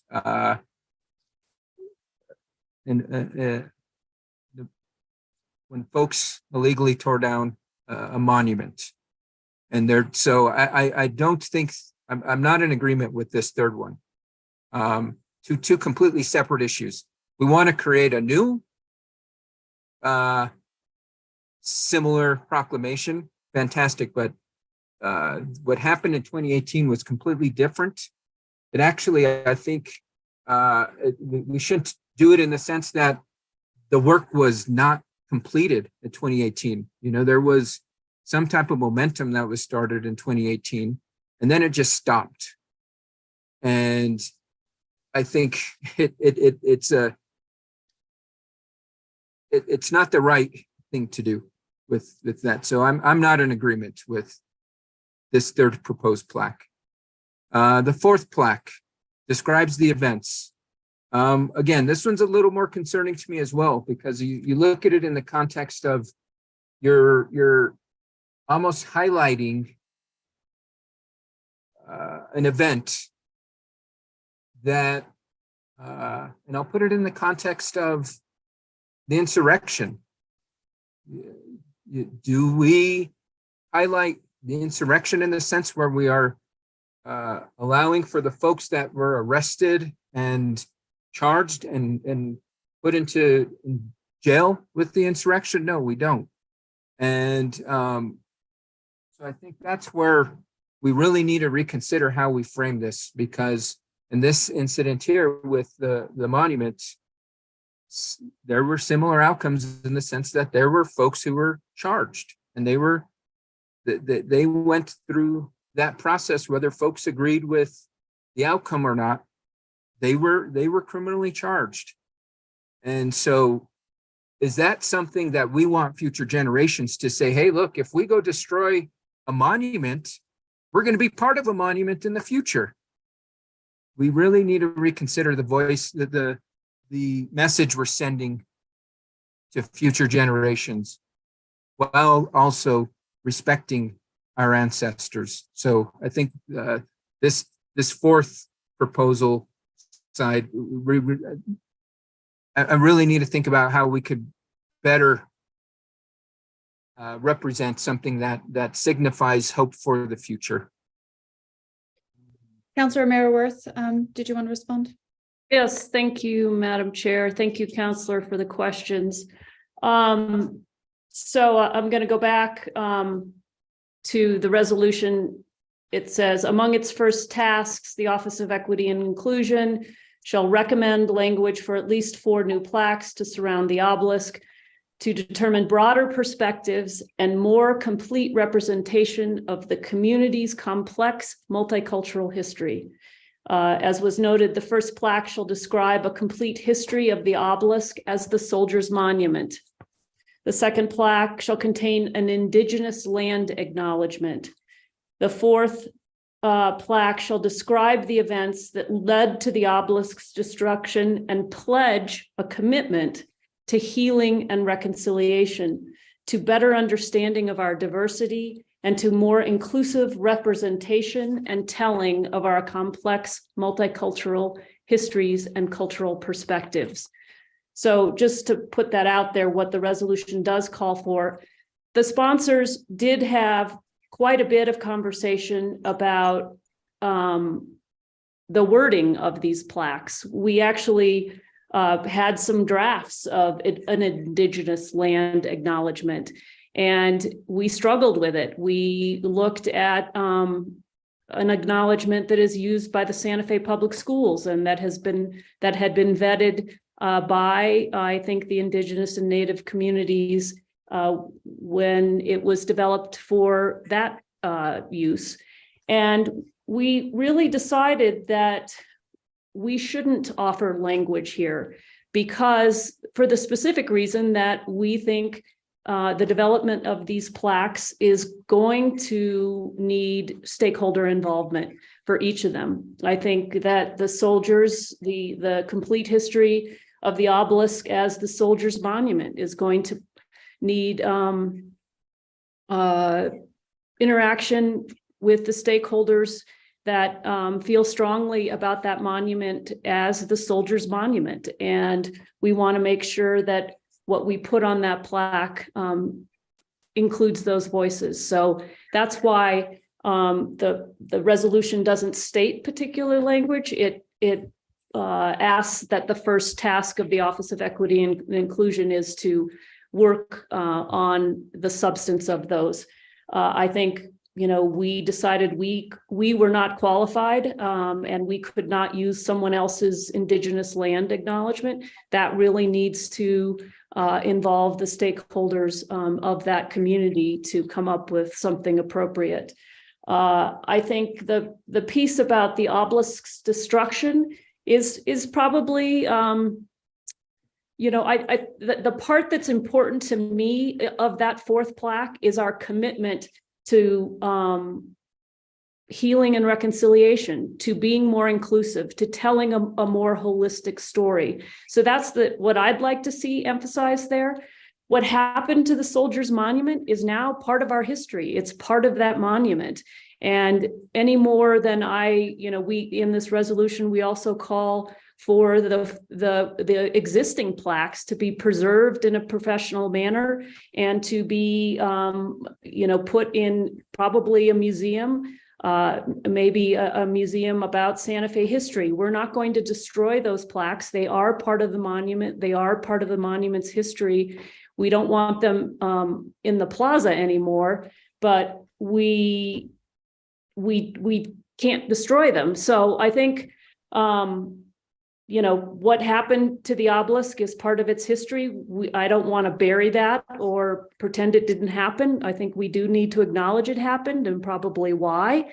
But I think what I find important about that fourth plaque is the commitment we're pledging to be more inclusive, to tell a more holistic story, to include more perspectives. And so I find that plaque among, I don't know, a really important one. And I see one of the co-sponsors has her hand up, so I'll stop there. Thank you. Councilwoman Villarreal. Thank you, Madam Chair. Just to add to that, I think if someone were to see something redesigned or reframed, you'd have to have an explanation of it.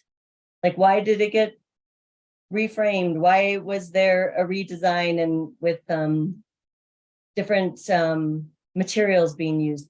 I think that fourth plaque is really going to have to explain that. That was really like an explanation. What happened? Why are we here today?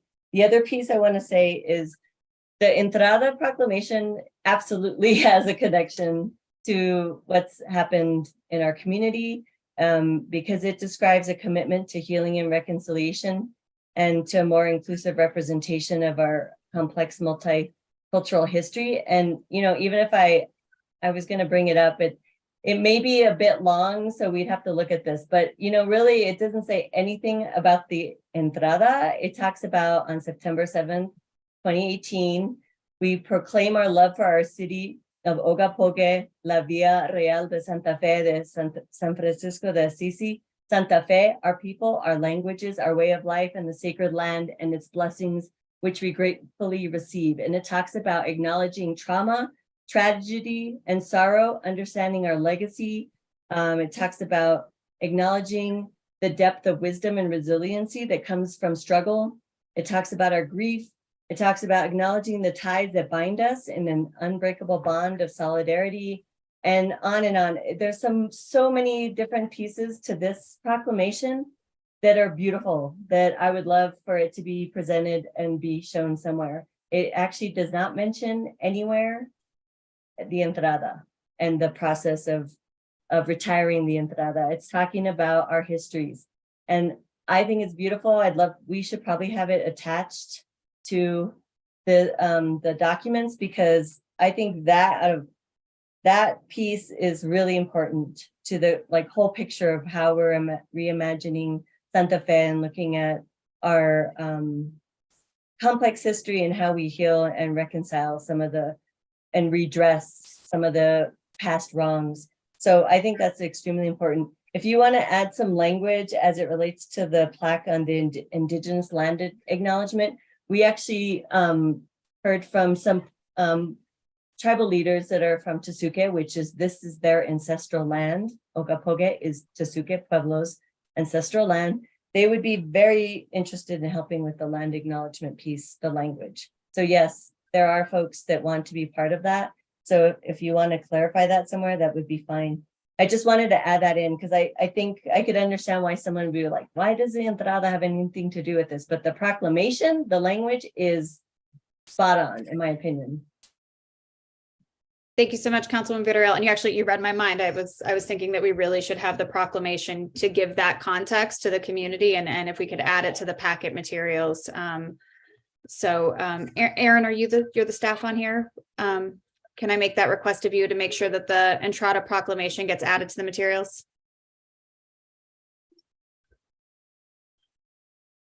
Sorry, I was buried in Windows there. Yes, we can add that for sure. Wonderful, thank you. And then Councilor Merworth, did you have some additional thoughts? I just wanted to add really quick. I do think the sponsors have a couple of amendments that they'll be making, and I think one of these is to add some language to be clear that we want the Office of Equity and Inclusion in the development of the plaques to engage stakeholders as appropriate for the particular plaques. So I do think that that is something we'll be including in what I'm calling a sponsor's amendment to this resolution.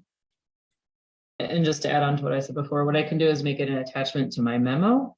But if the sponsors want to make it an attachment to the resolution, we could also do it as an exhibit. If you want to add an exhibit to the resolution itself. I will defer to the sponsors. Yes. Since we have one sponsor who's not here of the original four, we probably should just circle back and make sure what I don't know. I mean, I think, you know, that particular plaque, the Entrada Proclamation dated September 7th, 2018, you know, that is the one plaque we know for sure what it's going to say. So putting it out there so people aren't confused about, you know, if they aren't familiar with it, that they, you know, aren't confused about what it says, and it doesn't talk about the Entrada, which could be confusing. Why would we talk about the Entrada and the retirement of it? What we're really capturing is the beauty of that language, as Councilwoman Villarreal said, and the commitment, underscoring how we want to move forward. Thank you so much. Councilor Garcia, the floor is still yours. Thank you, Madam Chair, and I completely agree. The 2018 proclamation was written beautifully, but it was written beautifully with the intention around the Entrada, and that's why it's got the date there. And there's nothing that prohibits us from crafting an equally beautiful proclamation signifying this moment that we're potentially moving forward with this monument. And I think that's the concern, is we are taking something that was crafted for a completely separate purpose and slapping it onto this monument. I think we can do better, and I know we can do better.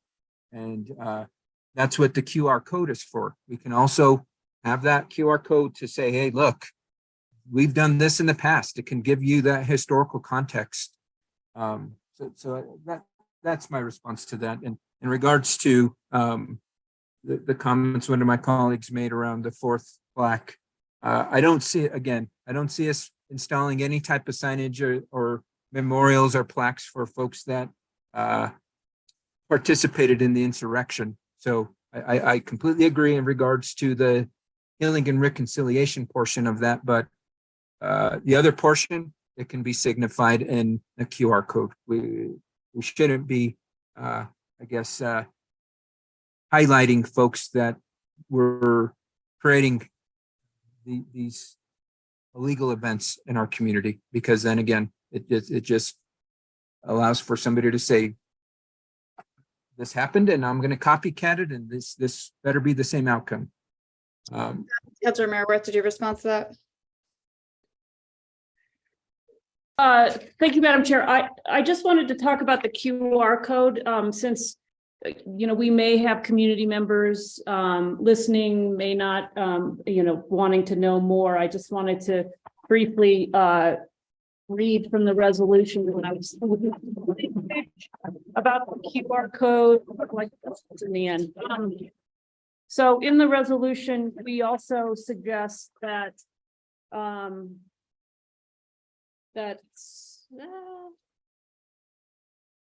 co-sponsors, do you know where this said, where we talk about this? Oh, I think, okay, here we go. On page 6, at the bottom of page 6. We suggest that in the mending, redesigning, and reframing of the obelisk, that there be, that we display some sort of interactive interface, such as a QR code. And the thinking there is that we would like the public to be able to access more information and learn about the varied perspectives from the community's complex history, and contribute their own perspective. So it would be we're envisioning something like a QR code, whatever the proper technology is, where you could leave a story or a perspective or a feeling, but you could also, if you were there visiting and taking in the monument, you could also it would also enable you to find more information, because our history is so rich, we're not going to be able to put it all on 4 plaques. And we want people to be easily be able to access more information, have more resources at their disposal. So I just wanted to talk a little bit about that QR code in case people weren't aware of it. Thank you. Thank you so much. Councilor Garcia, back to you. Thank you, Madam Chair. One last question, revolves timeframe.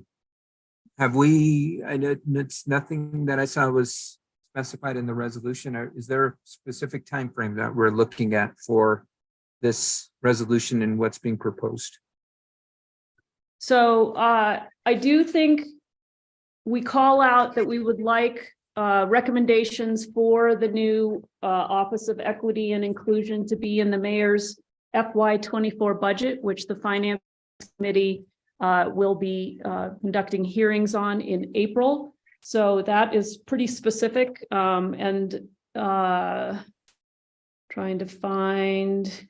So it's the be it further resolved on page 7 that the city manager shall recommend the appropriate budget and placement for the Office of Equity and Inclusion in the mayor's fiscal year 2024 budget and for consideration by the governing body. So that is something that would be coming forward this year. I do think as part of the sponsors amendments, one of the things that we probably need to indicate is for the obelisk, for the monument, getting a timeline, say in the next, I don't know, I think we need to probably talk to staff, but once the resolution passes and the budget is adopted, how much time do we leave, how soon would we like to see those proposals for the obelisk mending, reframing, redesigning? And, it's sort of a domino effect. So maybe a year from now, I don't know how fast they can do it, but first we've got to get that budget passed. We've got to hire staff. We've got to, get that office basically up and running so that they can start to work on this. And so that's going to take a little bit of time in and of itself. So, I mean, maybe a year from now, we would have a proposal. But, certainly if we could do it faster, that'd be great. But I also, recognize this is important work. It is going to take some time and want to make sure we allow proper time.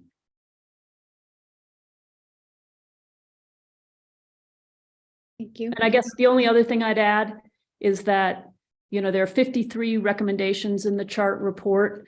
I think part of our thinking around creating an Office of Equity and Inclusion is that the work from the chart report recommendations, that work is going to take time. That's why you need an office. It's going to need to be something that we work on over the coming years.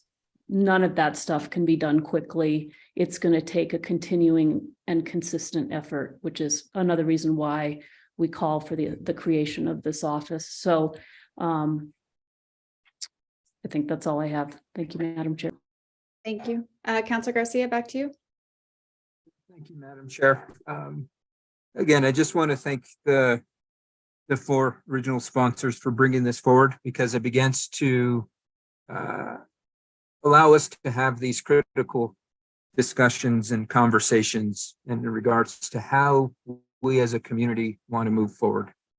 Because before there was nothing really proposed in the chart report. And at least now we have some type of direction for folks to provide input on. And so I do want to thank the 4 original sponsors for initiating this conversation. I do think this resolution needs some work to make it as strong as it can be. We've got to remember, we're not working for the now. We're not working solely to ensure that we are properly recognizing our history. More importantly, we're working towards future generations, and future generations are going to be judging us on how we in this moment moved forward. And it's incumbent of us to ensure that we are not leaving any stone unturned, any voice unheard, and any idea left on the table. We need to ensure that we are moving forward in the appropriate manner. So with that being said, I know March 8th date was thrown out there, but if we need to slow this down to ensure that the public is not only 100% behind this, but 1,000% behind this. Because if we get this wrong, we are going to cause so much hurt and division in our community that is unrepairable, that we would have just put self-inflicting wounds that I know that are not intended. And that's why we need to ensure we're getting this process right. So again, thank you to everybody. Thank you for the clarification. No other questions or comments, Madam Chair. Thank you. Any other questions or comments from members of the committee? If not, I do have a couple. Thank you. There was a robust discussion. A lot of some of the things that I had questions on were discussed, and especially I really want to thank you all for your discussions around the thinking behind the 4 plaques and how those were chosen. I think that was really, really enlightening, and I want to appreciate. I really want to thank you guys for fleshing that out a bit. I do have a technical question. The comment about light shining into the sky as per our code allows. Can you provide information of what our code allows for that? I know that we do have conversations around dark skies. What exactly does that mean in terms of what the limitations are on how lights shine into the sky? Chair Cassett, councilors, our code probably doesn't allow for it. So I think the sentiment is recorded, but. Okay.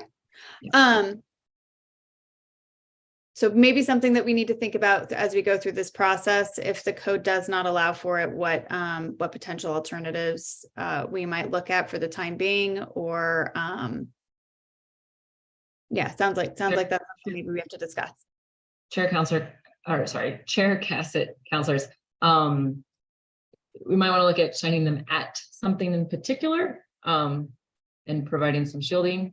But I think the sentiment was certainly to provide the symbolic demonstration of hope. It seemed like probably there's some restrictions on being able to do what was contemplated in the city's code, but we still want to, a way to document that interest without, we hadn't figured out a way. And I say we, but I was helping with the drafting, obviously. So I don't think an alternative was identified, but probably need to find one. Yeah. Okay, good to know. Definitely something to think about. If I can add, sorry, Madam Chair. So it does, just so again, to read from the resolution, it says, while proposals for and conversations about the reconstruction of the obelisk is undertaken, the city manager shall remove the box covering the broken obelisk, take down the fence surrounding the obelisk, and to the extent permitted under the city's code, install temporary lighting to shine into the sky representing hope.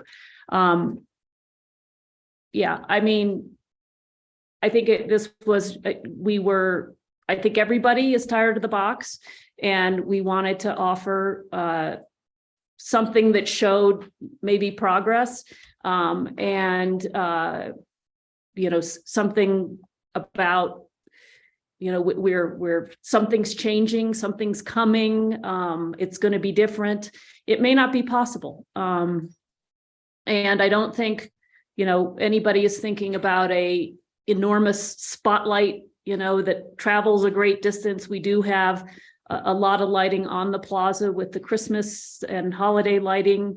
I don't think it was this idea that it was going to be this just incredible, bright spotlight kind of thing. And we would be very constrained based on city code, but it may not be possible. So it was just kind of wouldn't it be nice? And we'll see if it's feasible. Right. Yeah, absolutely. And I understand really the sentiment. I do hear at least once a week, when are we going to get rid of that box? Please, get rid of the box. And so I appreciate these conversations that I think we'll have over the next few weeks of what some viable alternatives are while we are, the city manager is exploring the reconstruction and reconstitution of the obelisk.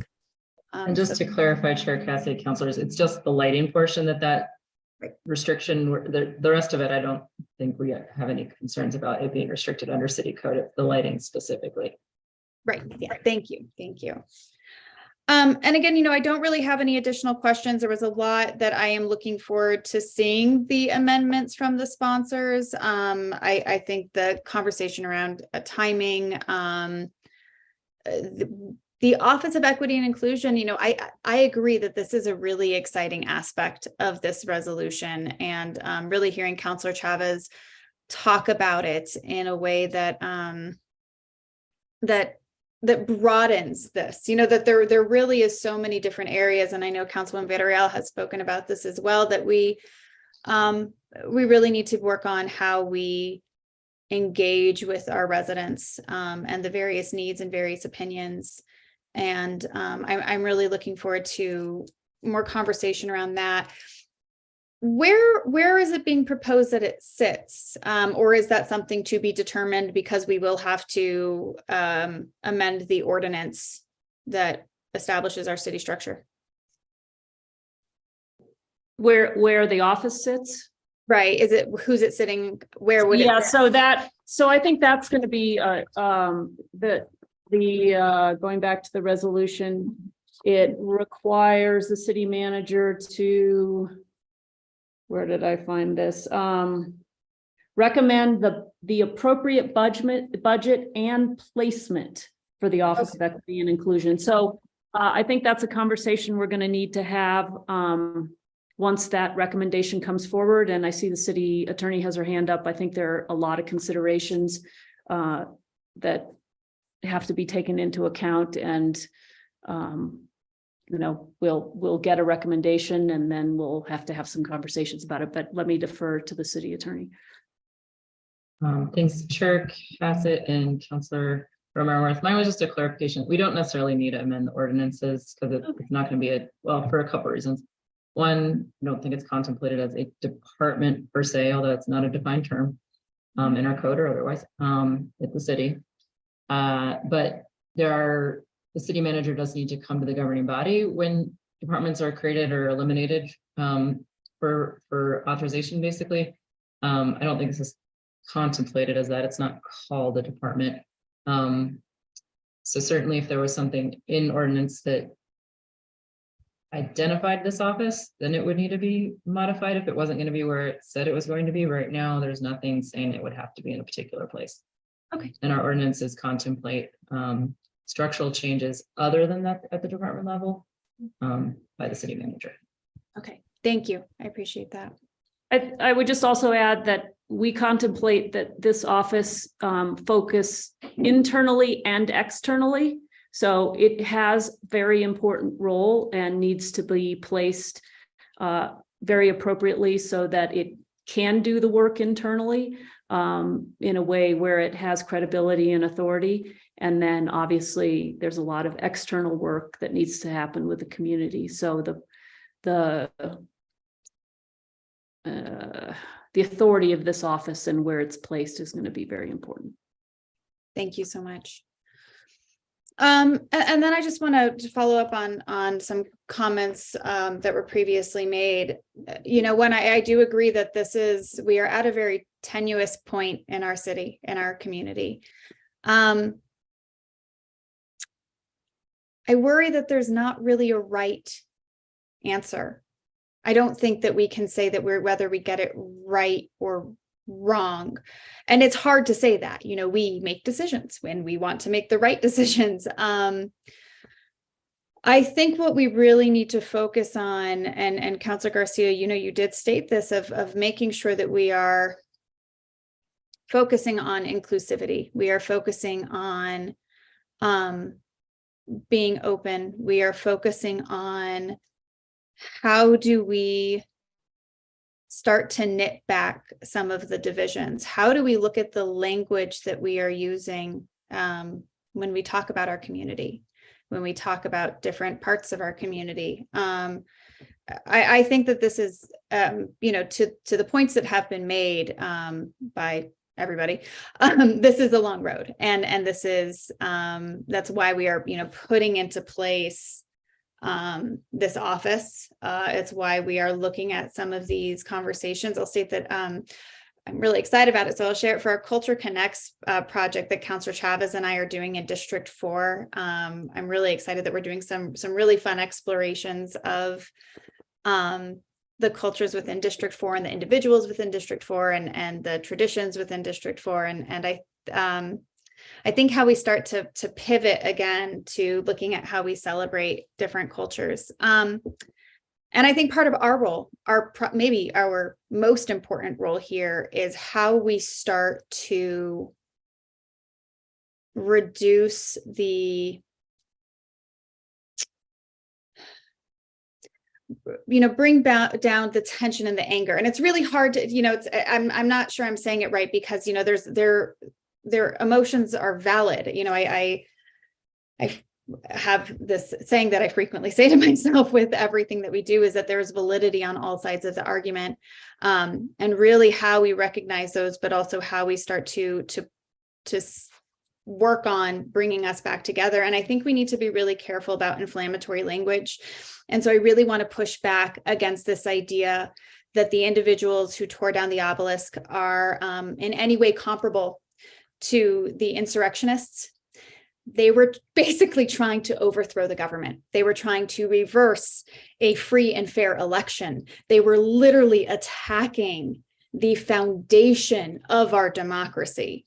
They had zip ties. They were calling to hang an elected official. We had elected officials fear for their lives. This was a completely different scenario. And to state that individuals, and I'm not saying, of course it was, they broke the law, but there are different levels of law breaking, and the intentions behind the individuals who pulled down the obelisk versus the individuals who went to the Capitol to try to literally overturn an election and take over our government. They're night and day. And I think that we need to be very, very, very careful, because again, we are demonizing other individuals in our community. And we can't do that anymore. There are so many different opinions. There are so many different emotions. And we need to find the validity in all of them and find how we come together, because those opinions are, there's truth there. There's truth everywhere. And there's a lot of hurt everywhere. And that hurt is justified. But if we continue to attack each other, if we continue to demonize each other, we're not getting anywhere. And so I think that we as leaders in this community, and I am currently channeling Councilor Chavez, as leaders in this community, we need to be looking at how we have this conversation, how we disagree productively. This does not mean that we are all going to agree. This does not mean that we are all going to be 100% pleased with everything, but it is about how do we disagree? How do we have these really hard conversations without demonizing people who disagree with us? And we have lost that art in this country. I don't know if we ever had it. I'm not sure I've seen it in, my lifetime where I've really, been paying attention to these things, but I think it's gotten worse.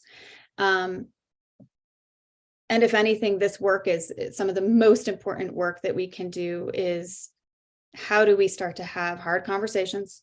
How do we start to disagree with each other? We cannot like what the other person is saying, sure. But how do we do this in a way that is not creating these really challenging divisions that we can't seem to see across the other side? We need to do across our political parties, across our religions, across our cultures. I mean, it's hard. It is by no means cut and dry, and it is by no means easy work, but usually that's how it's important work. So I'm going to really challenge all of us to be very conscious of how we are thinking about these things. And I will stop there, and Councilwoman Villarreal, to you. Thank you for saying that, Councilwoman Cassett. I think that all the points you made are extremely important. And I think it's hard even just to, compromise even within ourselves to try to figure out a balance between different perspectives and opinions in our community. The one thing I will say is that I wish more people were impassioned about the conversation we just had and the presentations we just had in this committee about sheltering the unhoused and the issues that we're dealing with there. And people would be more impassioned about that, because those are the issues that lead to divisions, people that feel and experience inequities in our community. And so, and even before this meeting, I had a meeting with the Community Development Commission, and we were presented some data and findings, and it was very clear that what we're seeing is, you know, people being displaced, renters, low-income renters being displaced and being replaced by higher income folks. And that to me is a hard reality that we're dealing with. So I hope more people are involved in those conversations, and, you know, monuments of a period of time. It just looking at the social issues is really a reflection of like our health in our community and the way we thrive. And so I guess I just think of like the bigger picture here of all the things that we need to deal with in our community. And the Office of Equity and Inclusion is not going to solve all the, you know, issues that we have. It's just a piece of it. And we all have a responsibility, not just elected officials, but community members, to be part of the solutions. Thank you so much for that, Councilwoman. I appreciate that. Councilor Michael Garcia. And I completely agree with what you're saying, but I do want to make the point that a lot of folks in our community are feeling that it is all connected. You've got to think of the displacement that's happened, not only within the last 5 years, but within the last couple decades. And how many folks have lost their sense of community, their sense of connection to this land, because it's been happening not only for decades, but for hundreds of years. And it's why you see people so passionate. It's why you see some of the divisions in our community, because it was never addressed. And so to minimize somebody's feelings when whether it's the Soldiers Monument or any other sense of belonging in our community that gets taken away from somebody, I think it's completely unfair to say that folks don't have the right to feel the way that they do.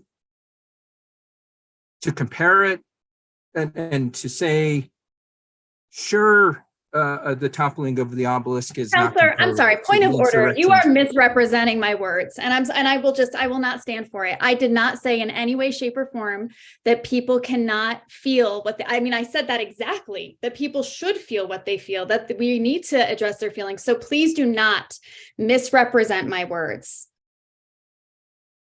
No, Madam Chair, I feel like if from the comments you made, by the comparison I made with the insurrection, you tried to string it to say that. You do Or not at get least to the way say I what I tried interpreted to it. say. That is not Ma- that is not acceptable per our procedural rules. As chair, if you continue to do this, I will not allow you to speak anymore. Well, Madam Chair, I would have to say that from my perspective, and I'm not attributing any comments to anybody here with this. From my perspective, folks have a right to feel the way that they do. Now, is it justified? That's not for me or anybody else to decide. I think we as leaders and lawmakers of the community have to understand that it is our job to understand, to hear all voices. And it is very evident from the community that folks feel like their voices are not being heard on many different angles.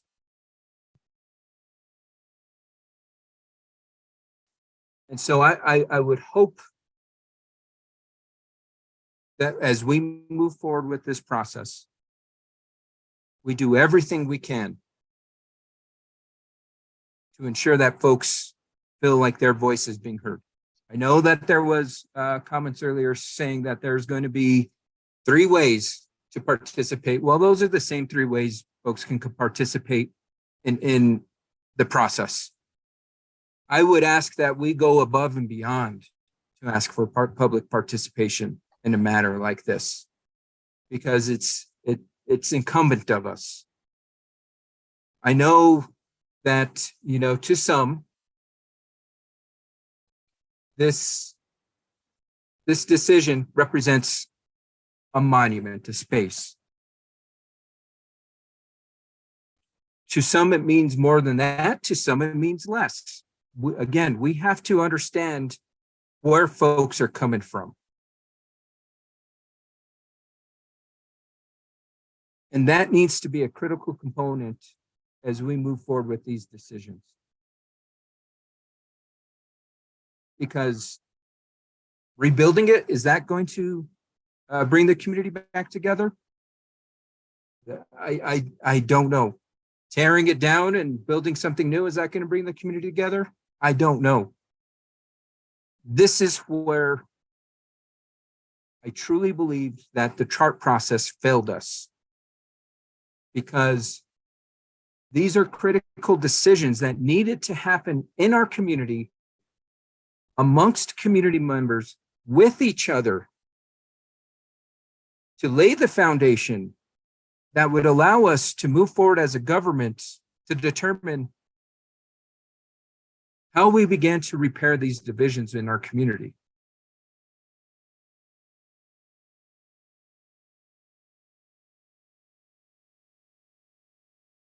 And so that's one thing I would ask as we're going through this process, is to keep in mind that some people like green chili, some people like red chili, some people like Christmas.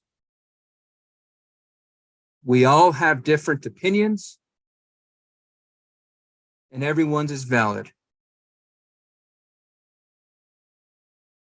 And we as a community need to come together to work together on that. And we still have not done that to this day. So with that, Madam Chair, yield the floor. Thank you so much, Counselor, and thank you for changing your statement to make sure that they are coming from a place of using statements of your opinions as opposed to restating mine.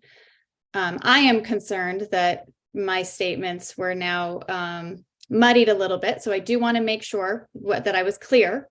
I think my direct quote was there's validity on all sides of the argument, and that what my concern was inflammatory language that was comparing individuals who pulled down the obelisk to individuals who attempted a coup on our government and were threatening killing people, and that there is a very different piece there, but that I do strongly believe that this is about how we have these really hard conversations and we talk to each other. And I never said that people cannot feel the way that they feel. I think I said very explicitly that they can, that they should, and that it is understandable that people have these feelings, and that there is reasons, and there is depth, and there is pain, and that all of those things come from real places, come from true places. And that what we need to move away from is not people not feeling those, telling people that it's not okay for them to feel them, but how do we talk about our feelings and our perspectives without demonizing others' feelings and perspectives? And that is hard work. I am not saying by any stretch of the imagination that it is easy, but I just want to make sure that my statements were clarified, because I felt that they were muddied. I'm going to go ahead and call for a motion from the committee. Move to approve. Second. We have a motion and a second. Can I please get a roll call? Yes, ma'am. Counselor Michael Garcia, Abstain. Counselor Chavez, Yes. Counselor Villarreal, Yes. Chair Cassett, Yes. Motion passes. Thank you so much. Moving on, we have matters from staff. Director Ochoa or Loretta, do we have any matters? No matters, Madam Chair. No matters, Madam Chair. Thank you so much. Any matters from the committee? Counselor Garcia, is that an old hand? Yeah, sorry, Madam Chair, apologize. Matters from the chair, I have none. Our next meeting will be Wednesday, March 1st, 2023. And at 8:03 p.m. we are adjourned. Thank you so much, everybody. And thank you for our return to Zoom. Just for a day.